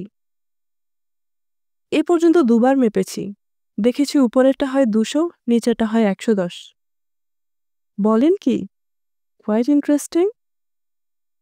তোমার কাছে ইন্টারেস্টিং মনে হতে পারে, আমার কাছে ইন্টারেস্টিং নয়। আমি চাই তুমি যেন আর কখনো আমার সামনে না আসো। তা কি করে সম্ভব? আমার শ্বশুর সাহেব তোমার নামে আলাদা করে কিছু টাকা আমার কাছে গচ্ছিত রেখে গেছেন। এই টাকাটা আমি তোমাকে দিয়ে দিতে পারি। সেই টাকায় বাড়িটারি কিনে তুমি মোটামুটি রাজার হালে থাকতে পারো। ফরিদ আগ্রহী গলায় বলল, অনেক টাকা নাকি? হ্যাঁ, অনেক টাকা। তবে তোমাকে আমি টাকাটা দিতে পারছি না, কারণ শ্বশুর সাহেব বলেছেন তোমার মাথাটা ঠিক না হলে যেন তোমার কাছে টাকা না দেওয়া হয়। তোমার মাথা ঠিক না। আমার মাথা ঠিক না? না। আর আপনারটা 100% ঠিক? আমার মাথা নিয়ে কথা হচ্ছে না, তোমারটা নিয়ে কথা হচ্ছে। ফরিদ হঠাৎ দাঁড়ালো, গাঢ় গলায় বলল, দুলাভাই, আমি চললাম। আমার কারণে আপনার প্রেশার বাড়বে না। মনে হচ্ছে ফরিদের নিজের ব্লাড প্রেশারও হু হু করে বাড়ছে। মাথার ভেতর প্রলয়কাণ্ড ঘটে যাচ্ছে। মনে হয় এই অবস্থাতেই কবি নজরুল লিখেছিলেন, আমি ভরাতরি করি ভরাডুবি, আমি টর্নেডো, আমি ভাসমান মাইন, আমি ধূর্যটি, আমি এলোকেশো ঝড় অকাল বৈশাখের, আমি বিদ্রোহী, আমি বিদ্রোহী সুত, বিশ্ববিধাত্রীর। ফরিদের রাগ অনুরাগ কোনোটাই দীর্ঘস্থায়ী হয় না বলে নিজের ঘরে যেতে যেতে নিজেকে অনেকটা সামলে ফেলল। বসার ঘরের সোফায় ডাক্তার হাঁ করে ঘুমোচ্ছে। বেটাকে একটা কষে চড় দেওয়ার ইচ্ছা অনেক কষ্টে দমন করতে হলো। চড়টা দিতে পারলে রাগটা পুরোপুরি চলে যেত। রাগ কমানোর অনেকগুলো পদ্ধতির মধ্যে একটি হচ্ছে অন্যের উপর রাগ ঢেলে দেওয়া, কিংবা উল্টো দিক থেকে সংখ্যা গোনা, ১০০, ৯৯, ৯৮, ৯৭, ৯৬। ফরিদ সংখ্যা পদ্ধতি চেষ্টা করল। পদ্ধতি আজ কাজ করছে না। সব দিন সব পদ্ধতি কাজ করে না। চুল ধরে হ্যাঁচকা টান দিয়ে ডাক্তার বেটাকে সোফা থেকে ফেলে দিলে কেমন হয়? ভদ্রতায় বাজছে। সমাজে বাস করার এই হচ্ছে সমস্যা। সামাজিক বিধিনিষেধ মানতে হয়। ইচ্ছে করলেও কারো চুল ধরে হ্যাঁচকা টান দিয়ে নিচে ফেলে দেওয়া যায় না। ফরিদ মেঘ গর্জন করল, এই বেটা ওঠ! ডাক্তার ধর্মর করে উঠে বসল। তার কাছে সবকিছুই এলোমেলো। এখানে সে কি করছে? ঘুমোচ্ছে নাকি? এখানে ঘুমোচ্ছে কেন? সামনে ফরিদ মামা না? উনি এমন করে তাকিয়েছেন কেন? আসসালামু আলাইকুম মামা। ওয়ালাইকুম সালাম। কি করছেন মামা? তেমন কিছু করছি না। একটু আগে ভয়ঙ্কর কিছু করার ইচ্ছে করছিল, এখন করছে না। ডাক্তারকে আর কিছু বলার সুযোগ না দিয়ে ফরিদ নিজের ঘরে চলে গেল। ঠান্ডা পানিতে ঘাড় ভিজিয়ে নিতে হবে, তাতে মূল স্নায়ু শীতল হবে। বেশ খানিকটা ক্যাফিনও শরীরে ঢুকাতে হবে, এতে স্নায়ুর উত্তেজনা খানিকটা কমবে। কাদেরকে চায়ের কথা বলা দরকার। চিনি দুধ ছাড়া কড়া চা। প্রচুর ক্যাফিন দরকার। শুধু ক্যাফিনে কাজ হবে না, গানও লাগবে। এইসব ক্ষেত্রে রবীন্দ্রসঙ্গীত খুব কাজ করে। মেঘের পরে মেঘ জমেছে এই বিশেষ গানটি রাগ কমানোর ব্যাপারে কোরামিন ইঞ্জেকশনের মতো। পরপর দুবার শুনলেই রাগ জল। আজ ওই গানটিরও সাহায্য দরকার। আজকের অবস্থা বড়ই খারাপ। ডাক্তারের ঘুম এখন পুরোপুরি ভেঙেছে। সে এই মুহূর্তে বড় ধরনের লজ্জাও বোধ করছে। পুরো ব্যাপারটা এখন মনে পড়ছে। ক্ষুধার উপর লেখা শুনতে শুনতে ঘুমিয়ে পড়েছে। কি অসম্ভব লজ্জার কথা! ছি ছি ছি ছি! মিলি নিশ্চয়ই ঘটনাটা শুনেছে। না জানি সে কি ভাবছে। তাকে গাধা ভাবছে নিশ্চয়ই। এখন রাত প্রায় 1:30। এত রাতে চুপচাপ শুয়ে থাকা ছাড়া কোনো গতি নেই। আবার খিদেও লেগেছে। ক্ষুধা ব্যাপারটা কত ভয়াবহ তা প্রবন্ধ পড়ে ঠিক বোঝা যায়নি, এখন বোঝা যাচ্ছে। তার মনে পড়ল, আজ দুপুরেও কিছু খাওয়া হয়নি। ঘুম ভাঙার পর থেকে চোখের সামনে শুধু নানান রকমের খাবারের ছবি ভাসছে। এই মুহূর্তে যে ছবিটি ভাসছে সে ছবিটি বেশ অস্বস্তিকর। বিশাল একটা চীনামাটির প্লেট, সে প্লেটে শিউলি ফুলের মতো দেখতে পোলাও। পোলাওয়ের উপর আস্ত একটা ভেড়ার রোস্ট। রোস্টের বর্ণ সোনালি। এত জিনিস থাকতে চোখের সামনে ভেড়ার রোস্ট ভাসছে কেন সেটাও একটা রহস্য। চামড়া ছাড়িয়ে নেবার পর ভেড়া এবং ছাগলে কোনো তফাৎ নেই, তবুও কেন শুধু ভেড়ার কথা মনে হচ্ছে? রোস্টটা তো ছাগলেরও হতে পারে। খুট করে শব্দ হলো। ঘরে ঢুকলো পুতুল। তার ঘুম আসছিল না। সে এসেছিল পানি খেতে। বসার ঘরে আলো জ্বলতে দেখে কৌতূহলী হয়ে এসেছে। ডাক্তারকে এত রাতে চুপচাপ বসে থাকতে দেখে সে খুবই অবাক হয়েছে। তবে অবাক হওয়াটা সে প্রকাশ হতে দিল না। সহজ স্বরে বলল, আসসালামু আলাইকুম। মনসুর বলল, ওয়ালাইকুম সালাম। ভালো আছো? এই মেয়েটির সঙ্গে তার অনেকবার দেখা হয়েছে, তবে কখনো তেমন আলাপ হয়নি। মেয়েটি যে এত সুন্দর সে আগে লক্ষ্য করেনি। আলাদাভাবে এর নাক, মুখ, চোখ কোনোটাই সুন্দর না। তবুও সবকিছু মিলিয়ে মেয়েটাকে দেখতে বড় ভালো লাগছে। মনসুর উৎসাহের সঙ্গে বলল, কেমন আছো পুতুল? পুতুল বিস্মিত গলায় বলল, ভালো। আমি ক্ষুধা বিষয়ক লেখাটা পড়তে পড়তে ঘুমিয়ে পড়েছিলাম। ব্যাপারটা খুবই অন্যায় হয়েছে। জেগে দেখি সোফায় শুয়ে আছি, মাথার নিচে বালিশ। মশার কামড়ে ঘুম ভেঙেছে? না, মশা না, অন্য কোনো কারণে ঘুম ভেঙেছে। আমার মনে হয় খিদের কারণে। প্রচণ্ড খিদে লেগেছে, বুঝলে পুতুল? পুতুল বলল, আপনি বসুন, দেখি ঘরে কি আছে। তোমার কষ্ট করার দরকার নেই পুতুল, তবে ফ্রিজটা খুলে দেখো। ঠান্ডা গরমে কোনো অসুবিধা নেই। আপনি বসুন, আমি দেখি। বাহ! মেয়েটার কথা দেখে গ্রাম্য ভাবটাও দূর হয়েছে। মেয়েটাকে বুদ্ধিমতী বলেও মনে হচ্ছে। মনসুরের মনে হলো মেয়েটা কোনো একটা ব্যবস্থা করবেই। কিছু না পেলে 2টা ডিম অমলেট করে নিয়ে আসবে। মনসুরের চোখে আগের দৃশ্য ফিরে এলো, সেই ভেড়ার রোস্ট। তবে তার সঙ্গে নতুন কিছু চিত্র যুক্ত হয়েছে। ভেড়ার রোস্টের উপর এখন মুরগির রোস্টও দেখা যাচ্ছে। আধ ঘন্টা পর পুতুল এসে বলল, খেতে আসুন। খাবার ঘরে খাবার দেয়া হয়েছে। ভাত, রুই মাছের তরকারি, উচ্ছে ভাজা, ডাল, সবই গরম। রীতিমতো ধোঁয়া উঠছে। একটা প্লেটে পেঁয়াজ, কাঁচামরিচ, 2 টুকরা লেবু। হতভম্ব মনসুর বলল, সব কি এখন রান্না করলে? পুতুল হাসতে হাসতে বলল, এত অল্প সময় বুঝি রান্না করা যায়? সবই ফ্রিজে ছিল, আমি শুধু গরম করেছি। আপনি খেতে বসুন। পুতুল প্লেটে ভাত উঠিয়ে দিল। মিলির ঘুম আসছিল না। একটা মানুষ সোফায় শুয়ে আছে, হয়তো বেচারাকে মশারা ইতিমধ্যে খেয়ে ফেলেছে। একজনকে এই অবস্থায় রেখে ঘুমোতে যাওয়া অসম্ভব ব্যাপার। সে নিঃশব্দে বসার ঘরে ঢুকল। সেখান থেকে খাবার ঘরে। খাবার ঘরে কি হচ্ছে? মনসুর খাচ্ছে? কে খাওয়াচ্ছে তাকে? তাকে দুজনের কেউ লক্ষ্য করল না। মিলি পর্দার আড়াল থেকে লক্ষ্য করল দুজন কি সুন্দর গল্প করছে। এত খাতির দুজনের মধ্যে। কই, এই খাতিরের কথা তো তার জানা ছিল না। আবার হাসির শব্দ আসছে। খিলখিল করে নিশ্চয়ই পুতুল মেয়েটা হাসছে। রাগে মিলির গা জ্বলে যেতে লাগলো। যদিও সে খুব ভালো করে জানে রাগ করার কিছু নেই। কেন সে রাগ করবে? তার রাগ করার কি আছে? হাসাহাসির কারণ হচ্ছে ঠিক এই সময় ডাক্তার একটা মজার রসিকতা করছিল। রসিকতাটা বানর বিষয়ক। ডাক্তার কখনো রসিকতা করে কাউকে হাসাতে পারে না। এই প্রথম সে একজন গ্রাম্য বালিকাকে মুগ্ধ করল। পুতুল হাসতে হাসতে ভেঙে গড়িয়ে পড়ল। কিংবা কে জানে, এই গ্রাম্য বালিকাটি হয়তো মুগ্ধ হবার অভিনয় করল। ডাক্তার অভিনয় ধরতে পারল না। পর্দা ধরে ঈর্ষায় নীল হয়ে গেল মিলি। তার ভেতরে এত ঈর্ষা ছিল, তাও সে জানত না। সে যেভাবে এসেছিল সেইভাবে ফিরে গেল। নিজের উপস্থিতি সে কাউকে জানতে দিল না। বানর গল্পের সাফল্যে উৎসাহিত হয়ে ডাক্তার দ্বিতীয় গল্প শুরু করল। পুতুল এই গল্পটিও চোখ বড় বড় করে শুনল এবং একসময় হেসে উঠল খিলখিল করে। ডাক্তার বানর বিষয়ক তৃতীয় গল্প খুঁজতে শুরু করল। তেমন কোনো গল্প মনে পড়ছে না। এই মেয়েটি বানর ছাড়া অন্য কোনো গল্পে হাসবে কিনা তাও বোঝা যাচ্ছে না। রিস্ক নেওয়া ঠিক হবে না। বানর সংক্রান্ত গল্পই করতে হবে। ডাক্তারের ধারণা, মেয়েদের ব্রেন ইউনিডিরেকশনাল। যে মেয়ে বানর সংক্রান্ত রসিকতায় হাসে সে অন্য রসিকতায় হাসবে না।